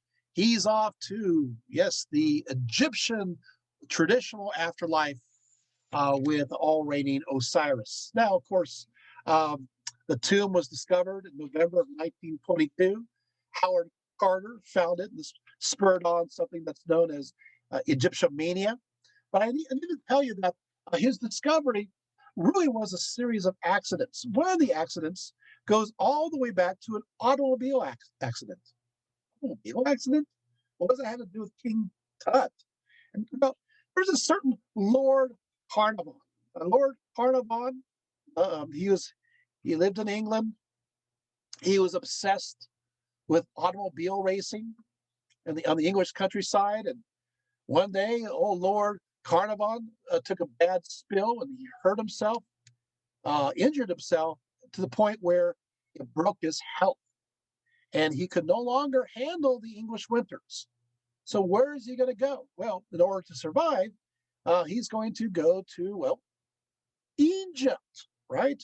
Egypt is warm during the winter season, and that way he could not hurt as bad. I got bored. Lord Caravan became very bored in Egypt. And so he wanted excitement. He wanted adventure. I mean, he loved racing cars, but now he's stuck with his crippled body. What is he going to do? And go, hey, I'll do archaeology. So he did amateur archaeology. He didn't find very much. He found he found a mummified cat. so he just, spend money on a real archaeologist. And so what happened is he found a certain Howard Carter who had lived in Egypt since he was 17 years of age and had employed himself as an artist, great with artifacts and inscriptions. And then by 1899, he was the Inspector General of Monuments in Upper Egypt. He held this position all the way to 1905, and he met Lord Caravan in 1907, and they made this deal. Well, so Carter starts making all these explorations, and he focused upon the Valley of the Kings. Carter began to suspect that he was on his way to finding Tutenkhamen's tomb. He found some artifacts related to Tutankhamen in Ramses, the sixth tomb. Then on November 5th, 1922, Carter discovered 12 descending stairs unearthed, an upper section of blocked entryway. He found it. And so found a 26 long foot passageway. And after this tunnel, they found themselves before a sealed door. He said, with trembling hands, I made a tiny breach in the upper left-hand corner. Darkness and blank space, as far as an iron testing rod could reach, showed that whatever lay beyond was empty and not filled with the passage that we had just cleared. And then as his eyes, he says, grew accustomed to the light, details of the room within emerged slowly from the mist. Strange animals, statues, and gold everywhere. The glint of gold is described as organized chaos. He discovered another entrance and another place that was filled with treasures known as the annex. And then off to the side, he saw these two statues. He broke through, and guess what? There was the tomb of Tutenkhamen. He said that it was in the center of the chamber with a large shrine constructed of gilded wood that was carefully inlaid with blue porcelain and measured 16 feet long, 10 feet wide, 9 feet tall. After the dismantled first shrine, they found a second one beneath it, and then they found a third, and then they found the fourth, and finally they came across Tutenkhamen's yellow sarcophagus. Finally, they came across it, and they found yet another treasure. This was, of course, the beginning of so much in the way of Egyptomania, right? Well, what's going to happen now is that the treasures, traveled everywhere. Of course, you have the fear of King Tut's tomb because Lord Caravan became ill, maybe of a mosquito bite on his cheek, and he died on April 5th of 1923. But Carter, he died way later, March 2nd, 1934. There's lots of stories, but we can revisit that later. Following the death of the 18-year-old pharaoh Tutankhamen, his vizier, i.e., became pharaoh. 1323 to 1319. He took the reins of power. As I said before, Tutankhamen's trusted interior advisor was i.e., his military commander was Horemheb. Now, it would seem that Horemheb was the one that was groomed to be the next pharaoh. In fact, he was declared as deputy of the Lord of the Two Lands. But he wasn't there at the time. He was off fighting battles, trying to restore Egypt to its former glory that it had lost during the time of Akhenaten, who basically ignored the allies and allowed the Hittites to have their way and take over so much of these territories. So Horemheb's out fighting. So because he's away, Ai is the one that becomes the Pharaoh. But it doesn't last very long. Well, what happens now is Horemheb, as he's off fighting, Ai's in charge. Ai wants to secure the lineage. So Ai decides to marry the widow of Tutenkhamen, Akhenaten, even though Ai was literally her biological grandfather. What? Oh, yeah. So Ai is marrying Tutenkhamen's poor wife. You know what? She did not want this to happen. I get that. So she decides to take matters in her own hands. Akhenaten actually wrote a letter to the Hittite king, Superluminous, and he asked him to grant her the marriage of one of his sons. She writes the enemy, the one Horemheb is fighting against.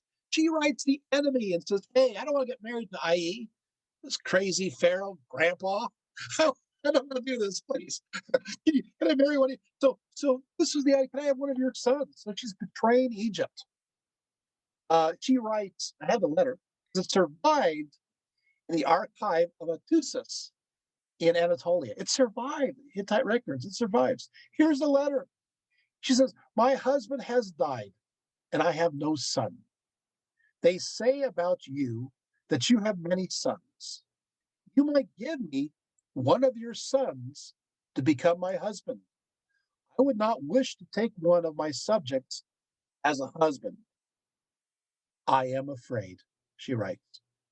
Her reference, of course, of fears is a reference probably to the imminent marriage to Ai. Okay, so, she doesn't want to marry grandpa. So she's asking for an arranged marriage with the Hittite king. And of course, as I said, they were the bitterest enemies at this time, right? But here we go. King Cephalunius thinks about it, and he says an interesting comment. We have his response. He says, nothing like this has happened to me in my entire life. I don't think so. Yeah. Okay, so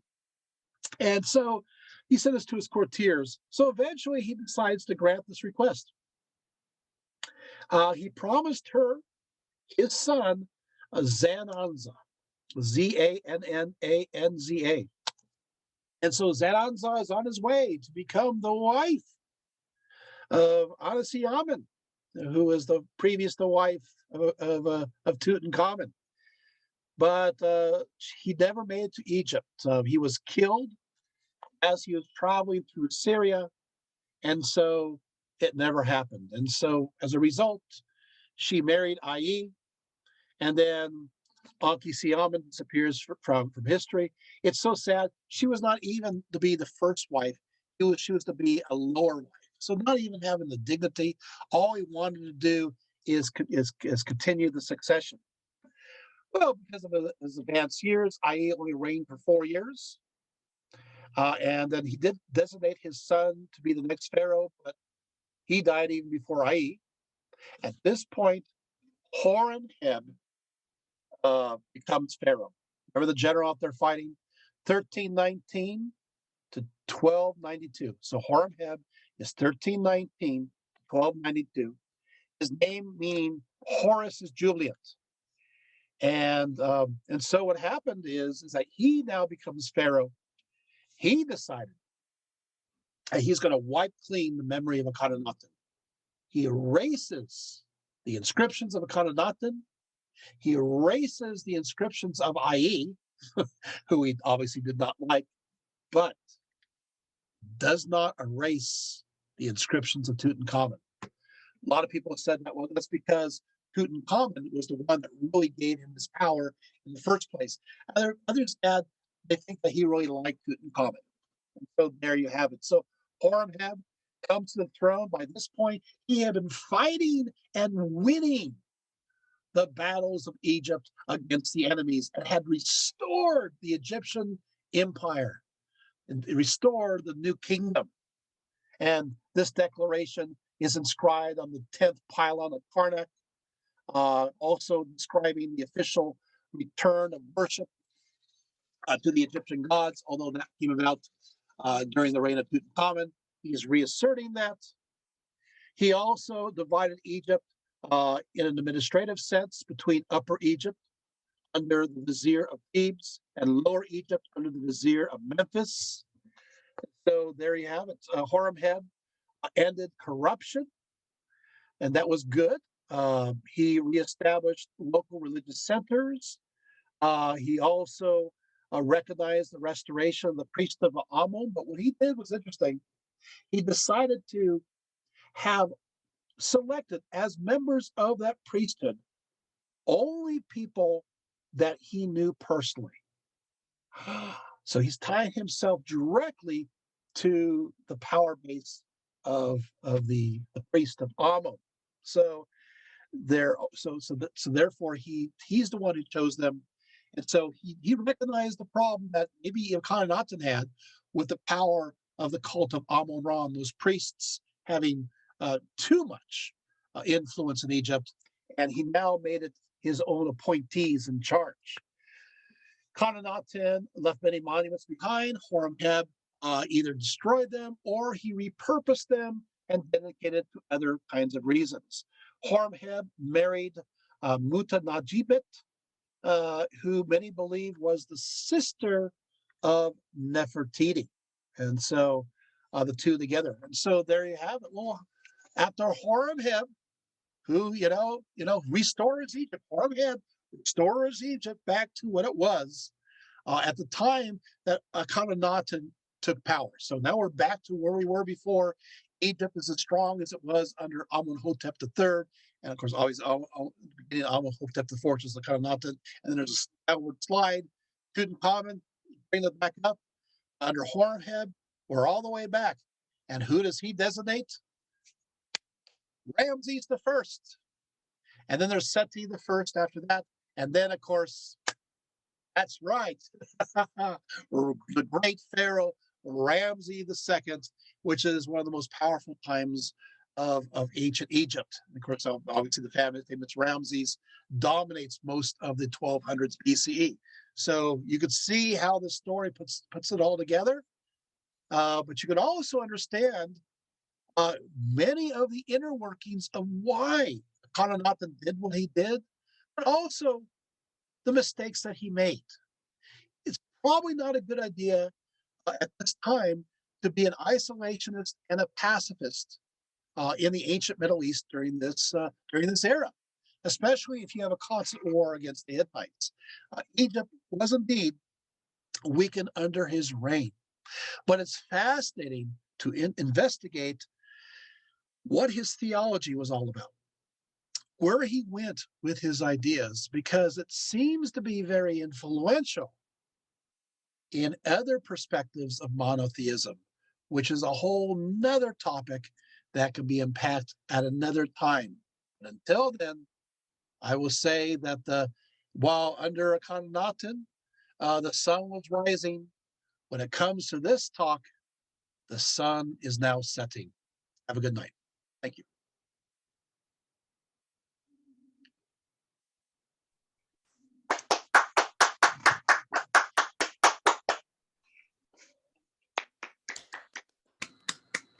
Okay. Did you guys enjoy it? Is that fun? Very much. Yeah. Very interesting. Yeah, so we understand maybe a little bit more about ancient Egypt. I like looking at the context of all the various pharaohs, so you can see this progression. Otherwise, these pharaohs in isolation doesn't make any sense. But Horemheb really is a hero, in many different many different levels. By the way, Horemheb also mentions the Habru in his writings, so which is of course obviously the Hebrews. There's other things there, places to go to on that. But polytheism is restored. So I think we should, one thing, it's my pet peeve. You'll see this in so many books. They'll just talk about King Tut, and they'll not mention what he did. They'll just say, hey, his tomb is great. Look at these treasures. And they'll just talk about Akhenaten. They'll talk about Ramses. But Tutenkhamen was the one that was a pharaoh under which the polytheism was reestablished. Yeah, he's even though he lived to be only 18 years of age, he was instrumental and should be remembered. So there you have it. That's my next talk will be on the non-commodity library. So that should be a lot of fun because I have lots of connections with that through Claremont. So we'll go there. Any questions? My creaky chair. Great. Any questions? Any thoughts? They answered them all. Yeah. Well, I was going to say a few other things. I was going to say that also you could see the difficulty with the priestly bureaucracy of Amun-Ra. I think it becomes pretty evident that there was corruption, and Akhenaten is going, hey, you know what? We're not going to have this, and he wanted power, and a good way to be powerful is to get rid of his potential rivals. And they had gained too much power under Ahmose I. Way too much power. It's pretty obvious to look at the inscription. They're kind of going, oh, because he's supposed to be Pharaoh, God King, and but you should have competition with your priests under the Egyptian formulation of ideas. So didn't want the competition. So basically, he just got rid of the competition. And you could see that also. This is a political move, right? Changing the capital, changing the way of life. So, yeah. Any questions? No questions? Great job. I had a quick question for you. Okay. I was do you know anything about when he decided to go monotheistic, let's just say, Akhenaten? Remember reading somewhere that he had some sort of a vision that told him to do that, or was it a one circumstance that happened to him that caused him to do that, or was it a multitude of events? Well, I mean, the problem is that it seems to be successive visions that are recorded in his hymns that he had these ideas. So I mean, it was a political move, but I do have to say that Akhenaten genuinely believed in his faith. He really did believe it. So there were political reasons, but he was sincere to a certain extent. But take a look at it seems to be a gradual change. He had troubles with Amun. He liked the idea that you have this all-powerful, mysterious spirit God that connects all things together. But he seemed to like the fact that remember, Amun's connected to that which is hidden, that which is enclosed. In fact, that which is dark. And it seemed to be that he liked the idea of that which is light. And so he was attracted to the concept of the sun or radiance. I hope I'm making sense. And so early on, he disregards in the inscriptions Amun when it comes to revering him, and sees himself as Horus in connection to the rising sun, which at first is understood as Ra. So there seems to be this attraction to that which is light, and he did not like that which was understood as darkness. There seems to be a preference, and I'm not just saying that that seems like cliche, Of course, he likes the light as opposed to darkness. No, I mean, if you read his hymns, he really is into the idea of that which is mysterious, that which is unknown, is connected to the light rather than the darkness that was Amun. Does that make sense? So Yes. it's the light of day. He literally says that.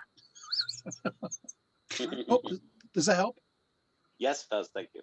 Yeah, he exists. You know, he even says, "Night is to be feared." You know, we work in the day. That's when we're supposed to be doing our stuff, and that's why he flooded. He flooded his temples with light. There's an obsession with the concept of light in a theological sense, in an architectural sense, and yeah. So and I think that you could say it's an epiphany, right? Because there was mentions of him having these enlightenments, but I think it's a progression. And after a while, he goes, "Well, I don't have to use the word raw for it because the word raw is pregnant with too many different ideas. So let's go with a disc." And it's very modern, also too monotheism. I mean, really, he is transcending the idea of any image, right? Because the image is not supposed to be worship. It's just an image of something that is beyond words, Right. which is Like idolatry. yeah. So yeah. So it's very, and that kind of skirts into the Jewish monotheism that starts to develop, right? Because the Jewish monotheism is all about not having images, and of course you're going to have that in Islam as well. So, Right. So there are ramifications when it comes to modern religions. Seems to formulate during the time of Akhenaten.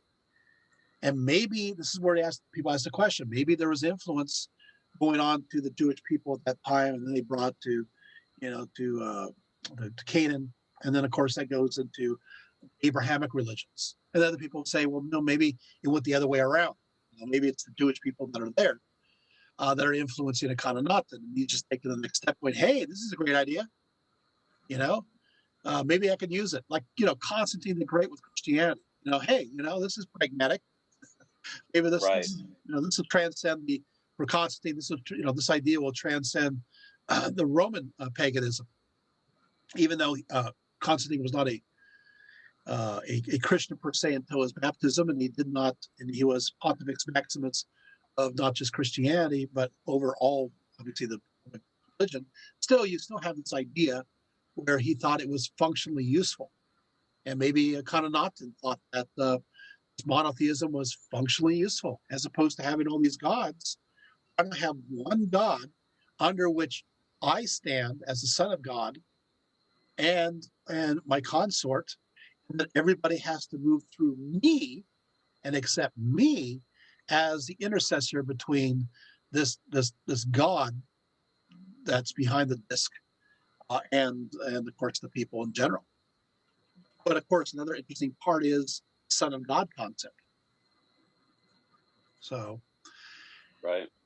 something there too. And of course, I'm not sure where to go with that. We just know that he does understand himself as being the son of Aten in the inscriptions. No question about it. It doesn't seem necessarily a complete connection to Christianity, but you still have this idea of representation. As in Christianity, you accept Jesus. If you accept Jesus, you accept the Father. If you reject Jesus in certain forms of Christianity, you reject the Father. Well, in this belief system, if you reject the son of Aten, then you are not of Aten. You are rejected. If you accept Aten, if you accept Akhenaten, then you are of Aten. So you have this acceptance of Akhenaten in order for you to connect with Aten, and in order to gain salvation. So there is a little bit of a connection in that sense to Christianity. You can hear that. Yes, for sure. So some people say, well, this is where Egyptian influence goes into Christianity in the Trinitarian ideas. not necessarily Trinitarian, but the first, these first two personage aspect. And other people say no. Other people say, well, yeah, this idea of the Egyptian conception, it becomes part of aspects of Egyptian polytheism, and then it goes into it's Egypt is connected uh, to Asia Minor, Western Asia Minor, and the city of Ephesus. And then, of course, Heraclitus of Ephesus will take some of these ideas and he will say, well, yeah, so God is Zeus and not Zeus, and that which is spoken is the logos, which is creative principle. And you have that, and spreads from there into ideas of Philo of Alexandria, who is in Egypt, and then it goes from there into the Christian Trinitarian ideas. Who knows? But you also have trinities within Egyptian beliefs. So lots of trinities. I wonder what Akhenaten thought about the moon with his love of the sun. No, it looks like he thought very little about the moon. He did not It review it. casts a little bit of light in the That's darkness. a little bit of not light. much. Yeah. But, yeah. No, he was definitely very simplistic approach, very clean, basic. Reject the old, get rid of all the gods, change the capital, have a clean slate, and change all the worship. Can you imagine the poor Egyptians? How confused they would be Yeah, you got going to do from that stuff gradually. You can't just yeah, do it overnight. and he did it overnight. Yeah, that's tough. They were like darkened halls and moaning, chanting and the sister and the and the drum beats and everything else and the animal sacrifices and going from that to places bathed in light and the harp playing and choral music and I and just incense made that beautiful flowers. statue last night. Now I can't pray to it anymore. Yeah, and of course the statue's gone. Yeah, statues are all gone. Now it's these they're all through place. Kind of eerie feeling. All the statues being destroyed, and all you see is this disc of a sun, and sometimes some cases only with a hand stretched out. That's kind of eerie. Yeah, it's really crazy. Yeah. Wow, things have changed. We lost everything. And then this guy is talking about peace. What's that about? And then the other thing is he changed Egyptian beliefs in a sense where, I mean, it's all about being on the open. I mean, he was not ashamed. It's like, hey, here I am naked. Okay. Here's me with my family. We're showing affection to one another. Okay. And you can imagine just the cultural shock alone, even in that, where it's like public displays of affection. It's like, yeah, do that. And, and this God inspires this kind of family love. I can see where that could be attractive to a lot of people. They're going, hey, we don't have to pay taxes to this corrupt priesthood anymore. And, the idea of showing public affection and love and kindness and light and, you can see the attraction. And you probably have a lot of people going, hey, you know what? Who needs an overseas empire? We want Egyptians first. Sorry, you can see that's going on. I'll deal with that one. You can see what's going on there, right? Egypt will be. It is. In aspects of internal Egypt became the first priority, and they ignored. Tragically, I didn't even read everything that he did to ignore his allies and the overseas empire. Those in Palestine, or I should say in Canaan, and those in Syria. I mean, he ignored them. I told you this guy's writing tons of letters. He says, "Oh, you're the guy who keeps writing me." That's his response. I'm dying here. It's like, oh well, he didn't care. And I'm thinking, really, you're going to sit there writing your love poetry to Aten and not pay attention to that your empire's falling apart? And it kind of makes you wonder about his mind. I mean, who is this person? A lot of people, you see this all the time with the guy that has a lot more hair than me, like ancient aliens. going, you know, maybe, Akhenaten is an alien, he looks like one. But that falls apart because we have his DNA. He's not an alien. So, Right. He's a human. yeah, but he does look weird. He does look odd. Maybe that would affect his self-perception. And maybe he had, did he have some genetic defects? Maybe we didn't seem to detect a lot of them in the DNA, but again, maybe further studies need to be done. But there is something odd about the way he thinks, because it's kind of like he arrives in Egypt and he's like, hey, guess what? It's opposite day. Everything that you believe in, we're going to do the opposite. How's that?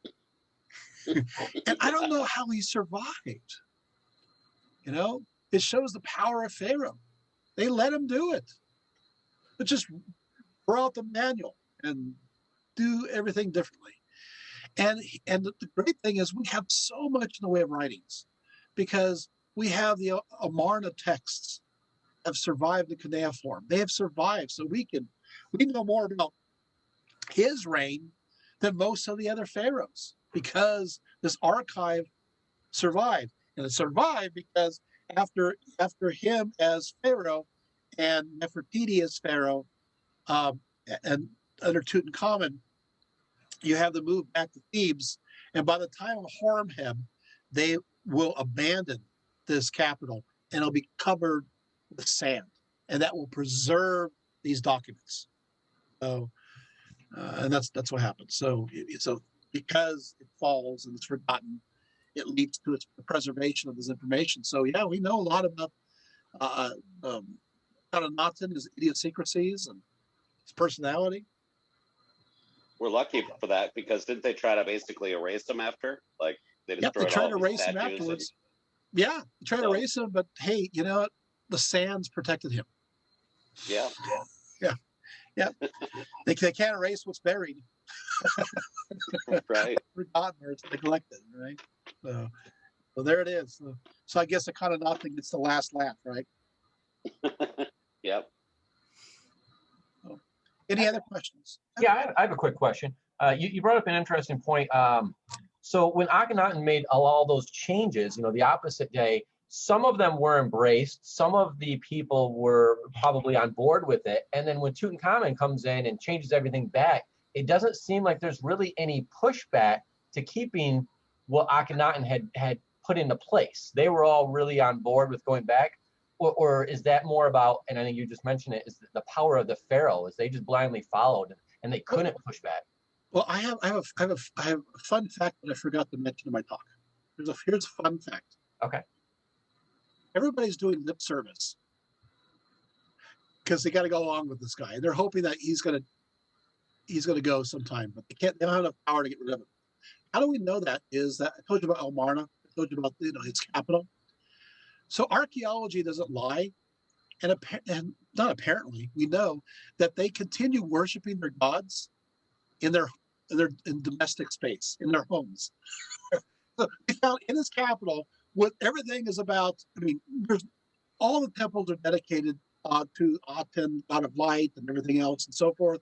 And they're at home and they're worshiping their gods privately because they buried them in the floors of their homes. So they're going, okay, we're just kind of grin and bear it. They just wrote it out. This shall pass. Yeah. And so we know that even though he's going, hey, I'm against this, we know that privately through archaeology that they continued worshiping their gods. But publicly, they're going, hey, we don't have to pay taxes on this one. So why not? We'll go with this crazy guy. And then when they go to their homes, they're allowed to be their usual, very superstitious sense, but themselves again. So it looks that way. And that's why they're able to be restored so quickly. Otherwise, if he did a good job, there'd be nobody left to restore anything. Right? Yeah. You also still have people who bear names from the era being named during his lifetime after these various deities. Tells you they're still following their practices. They were hanging on then. They definitely did not embrace that fully. So when Tutankhamen came in, it was more about a breath of fresh air, a relief, rather than a, oh no, let's change it back again. It was finally, okay, cool. Finally got rid of this guy, Yep. which of course is the question of who's supporting him. They thought at first the military. Here's the problem. He didn't do the military any good because he abandoned the frontiers. So, in fact, he sent in what was a Nubian troops to help in one case, not even Egyptians. So it's like, wow. So clearly, if they helped him, they probably weren't supportive of very long. And after he reigned, you do have a very short-lived pharaoh, but obviously you have Nefertiti. But after her, Tutankhamen brings everything back, and you go, shoo. And Tutankhamen's like, you know what? I'm not going to just restore things. I'm going to be crazy for restoring things. I mean, even how he got buried. I mean, it's like, come on, they buried him as Osiris. Who does that? His heart missing and raised phallus and pitched black, just like the black fertile soil of the Nile. I mean, the guy's going all out, or his handlers are going all out to demonstrate that we're going to swing the pendulum the other opposite way. Yeah, we're not going there. And of course, you're going to have I don't even talk about AI, but you have Horemheb who finalizes everything, and most likely because it's Tutankhamun's two advisors, it was Horemheb behind the changes the whole time. So Horemheb is holding the strings of Tutankhamun because he's like 15, 16, 17 years old. Yeah. He just wants to go hunt birds. So it is Horemheb who really is the one who's pulling the strings. That makes any sense for the reform. And then he just happens to be out fighting when Tutankhamun dies, and then IE takes over. It's like, oh great, okay, well that gives me more time to fight the battles to restore Egypt. And when he comes back, he continues. So I think Horemheb is probably the key architect for the revival of Egypt, but still, it's under Tutankhamun where it starts. Any other questions?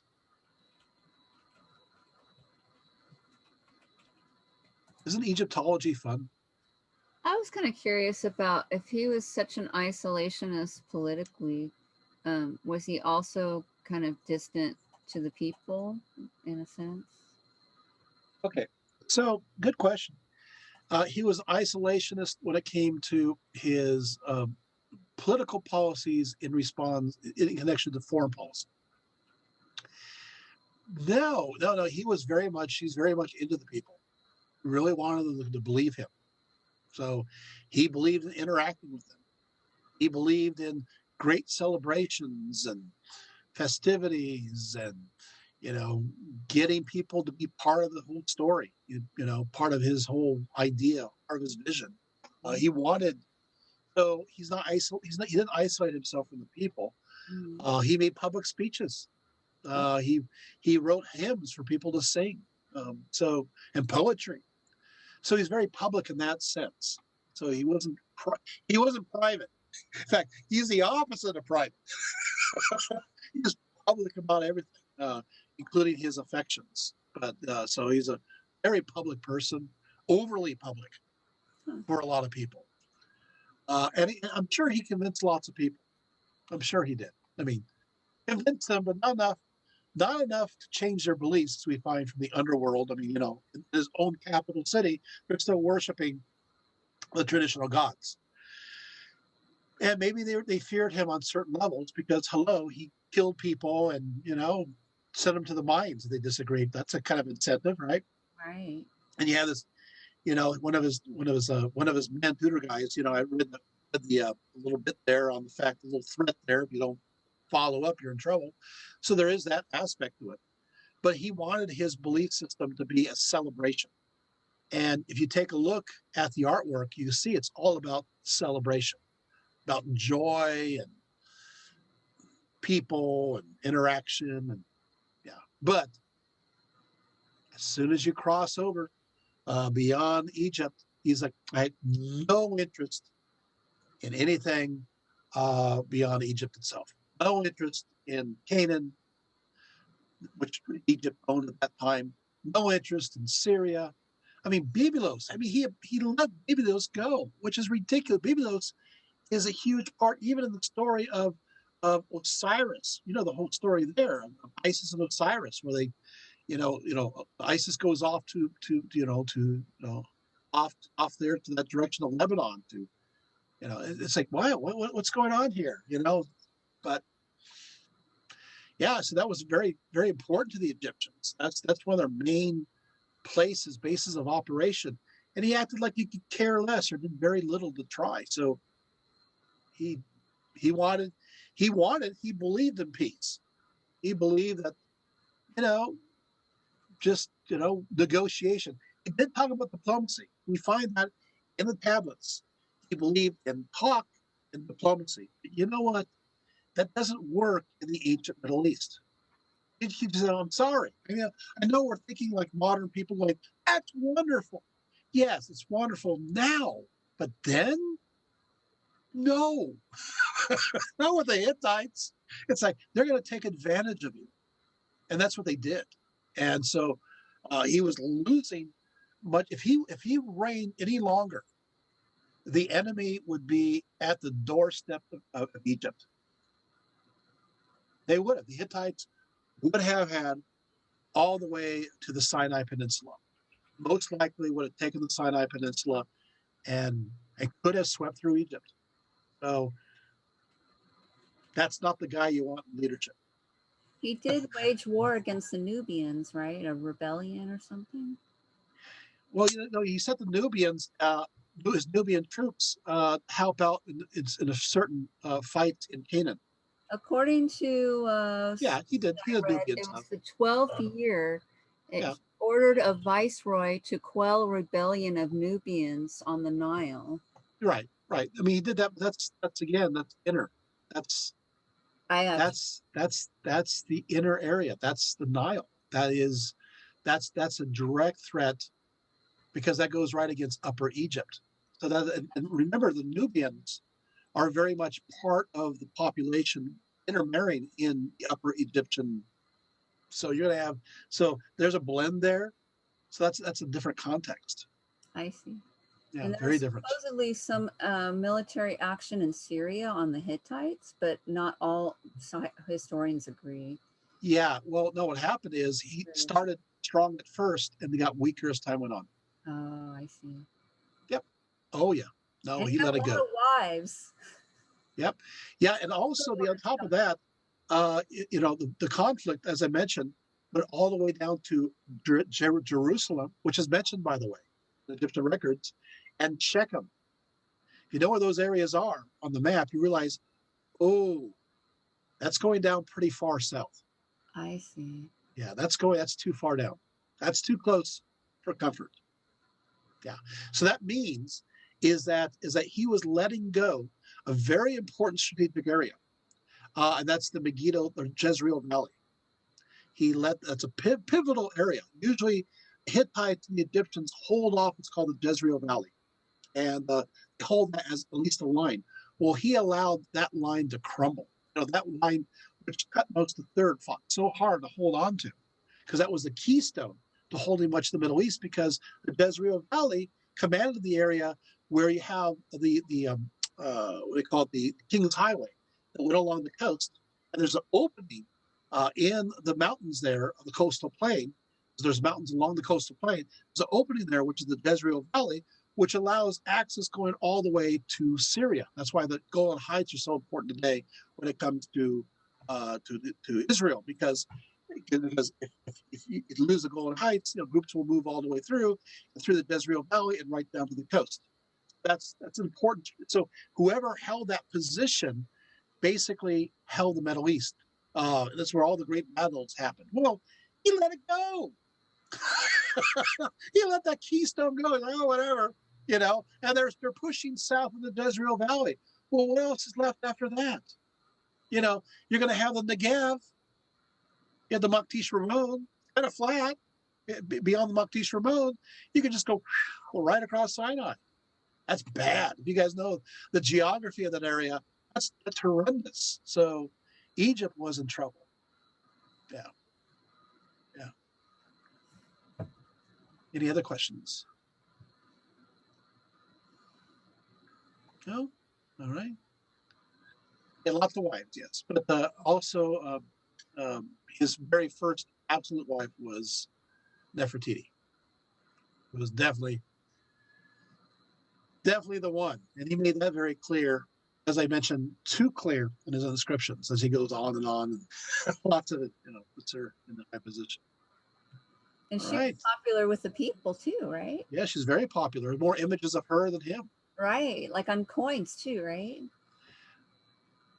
Well, not coins, but coinage didn't exist at that time, but images. Yeah, various images. I've seen something that looked round. Yeah. Various kinds of various pieces. Yeah, that's Yeah. cool. Yeah. So you have that. Yeah. All right. Any other questions? Yeah. So yeah, I covered it, right? Do you guys feel like you've got to know kind of a little bit? Yeah. Did you see the art exhibit they had a few years ago at LACMA? I think it was, or no, the Museum of Science, I think it was. Akhenaten? Yeah. No, I saw I saw the Tutenkhamen one. I saw the Cleopatra one. I didn't see that one.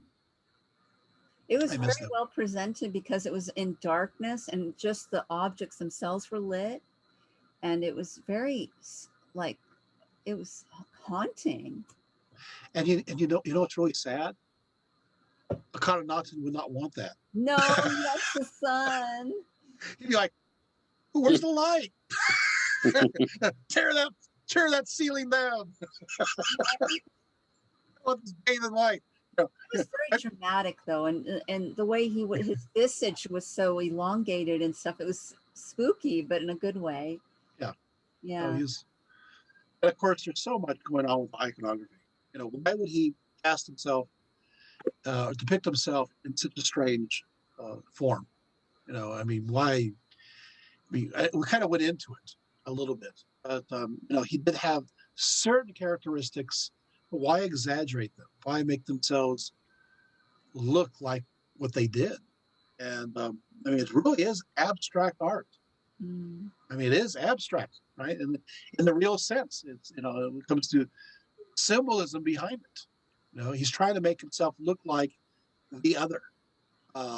He's trying to make himself not look quite like regular people, to show that they were set aside from the rest of humanity, set aside to be the intercessors between Aten and humanity. They are the go-between, and so they have to have this otherworldly look, and they certainly do. When it gets really strange when you see the whole family looking that way. They're all looking like him. They're protruding bellies and say, why the protruding belly? I mean, it'd be interesting or fascinating to see what the symbolism behind the belly. Wouldn't be like Buddhism, full of wisdom, right? I don't know what the slumped shoulders, the protruding belly, what would that represent? I mean, and of course, this is where the ancient aliens people go, well, see, he made himself look like the alien advisors that he was listening to. They look like ETs and big heads and protruding bellies and and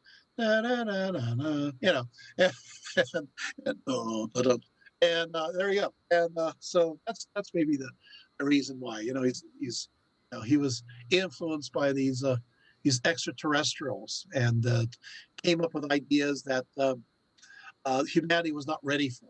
Ideas of peace and light and. But I say, nah. Sorry, I don't think so. So would it be prosperity? Because I know, like the Renaissance era, if you were fat, you were, oh, that guy's rich, man. I don't know. I don't know if that idea goes that far back, though. Yeah, but they're pot bellies. They're really strange. It's right. It is, but it could be maybe the idea of abundance. There's another theory. I'll throw it out there because we're throwing theories out until we're theorists, and that is the idea of pregnancy, because the stomach looks like a pregnancy a little bit, the way it's lumped. So the idea is fertility. The idea is that Aten is going to give us abundance, and we'll be pregnant with this abundance. And so that's why you're demonstrating the belly represents the abundance that they are full of, as given by Aten, they're now going to give to others who believe in them. And so that's another thought, because it is like a poop belly, like it looks less like body fat and more like pregnancy, like beginning pregnancy belly. If you take a look at the image, you see what I'm saying. You're like, oh, what is that? Nice little round belly, right? You see it? I tried to share an image in the chat earlier, but I don't know if anyone was Yeah. able. So yeah. So you have that. So that's there's a possibility there. But then what's elongated head? I mean, his head is a little elongated, but maybe it has to stand for some other idea. Yeah.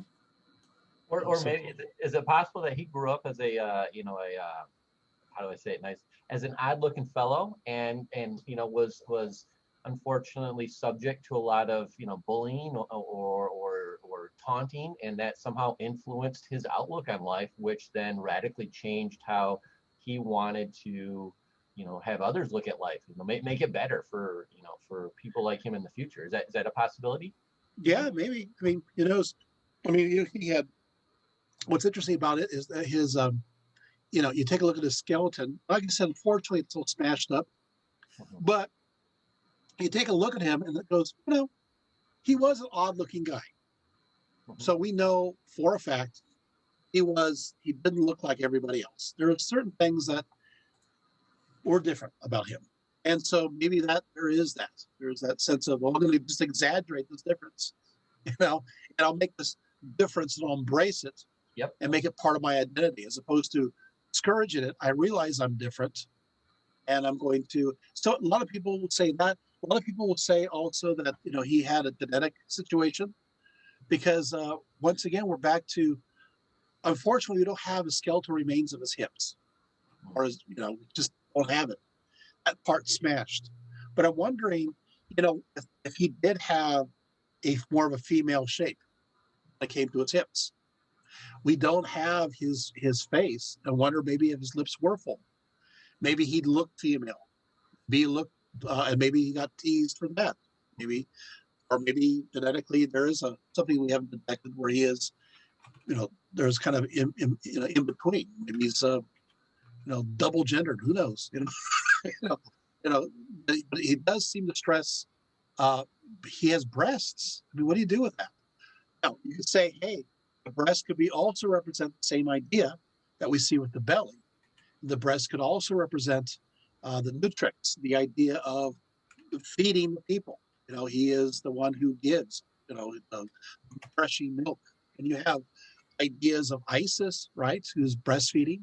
So maybe the iconography of Akhenaten with breasts connect to this attribute, the belly, fertility, and sustenance. Maybe the breast will represent, rain, or some other kind of nutritional notion. So that's a possibility. I don't know. And the problem is we don't know. We don't know. We are guessing. And if we had, because the only way we can understand it kind of nothing is through what happened culturally speaking, in the art sense, before his reign and after his reign. That's all we have to interpret. We don't have himself saying what these images mean.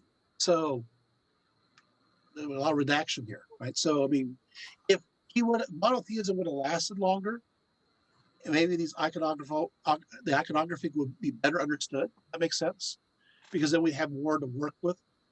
But they're kind of like this iconography in isolation, because after he reigns, they end this kind of representation, except for Tutenkhamen will continue the, hey, I love the family kind of thing. Does that help? Absolutely. Thank you.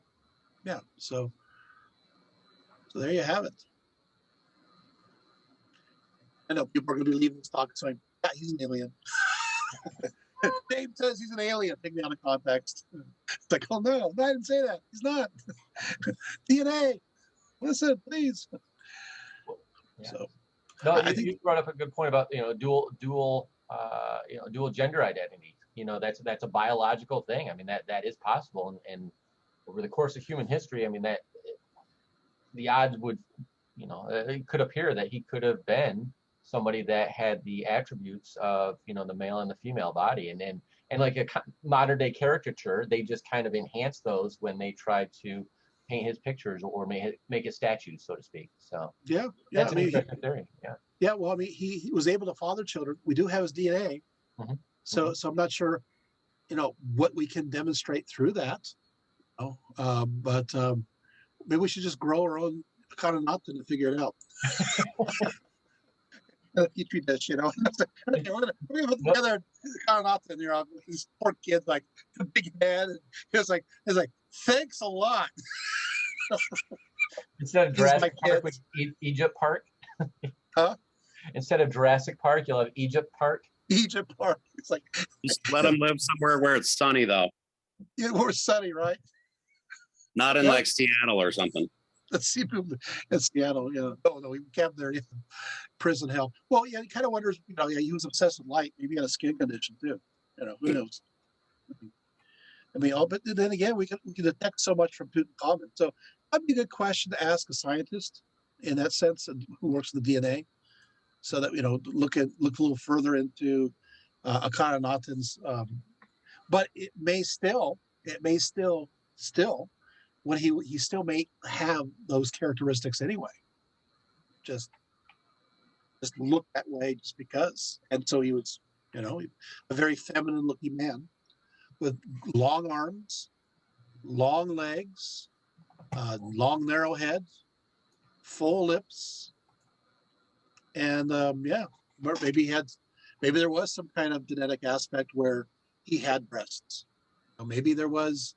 Why he's depicted without genitalia in some cases is very interesting, and why he chooses to show that on some of the big monolithic nude images of him is beyond me. It's like, whoa, okay. So what are you telling me with this? Of course, it didn't break off. The sculpture. It's like I just collapsed. Fell off. It's like, well, maybe stylistically they're going, we just can't do this in stone, so we'll just modify it. Maybe that's the reason why. Easier there. So, I think it's genetics. That's my guess. Genetics. Yeah. If his son was making a baby with his own sister, then I'm sure that type of behavior was happening in Akhenaten's, family tree. Yeah. And Tutenkhamen, had two stillborns. Right. Exactly. Yep. Got them. They had us. So, and of course, hey, Tutenkhamen and his wife had a lot in common. And kind of nothing.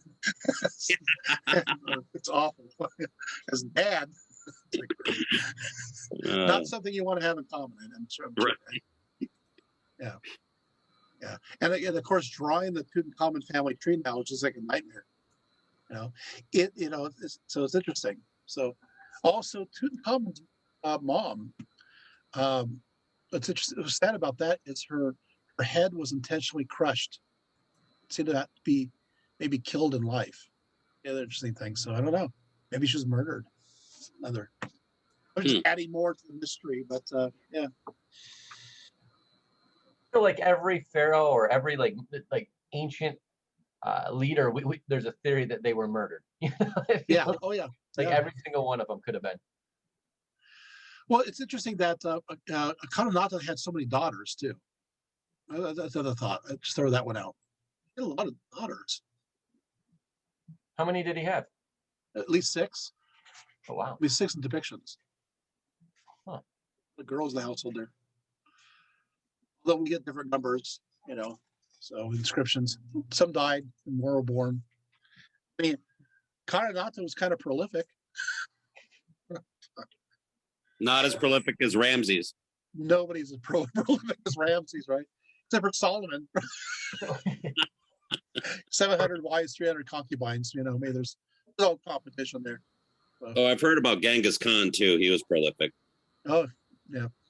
Genghis Khan. Somebody of us are related to him, right? Like 1/3 of all Chinese people are related to him or something. Something Yeah. crazy. I don't know what it was. Yeah. He did. Certain people have a way of getting around. So, yeah, if Akhenaten had some genetic disposition, it certainly didn't help didn't hinder his functionality in that area. How's that?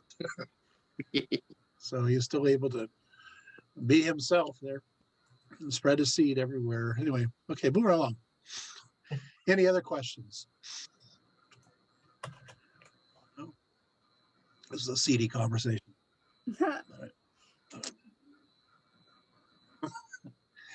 All right. Well, I hope you last request. We're on our way. Is that it?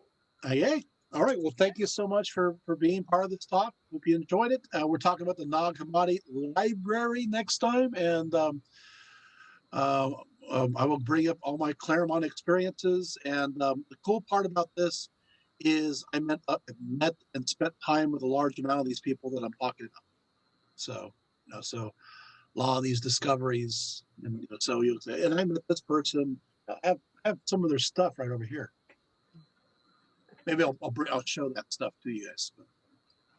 Cool. So yeah, they were, and one was of course part of my PhD work as well. So that'll be next time. So Nag Hammadi Gnostic Library. We will go there. I'll tell some very interesting stories, inside scoops. That would be good to have recorded just in general for posterity. Until then, have a great night and see you next time. Thanks everyone for coming. Thank you. Sun also rises. Right? Thank you, Margie. Good night, everybody. Thank you, Margie. Guys in 2 weeks. Oh, you're welcome. Yes, looking forward to it. Thank you. Night, everybody. Good night. Night.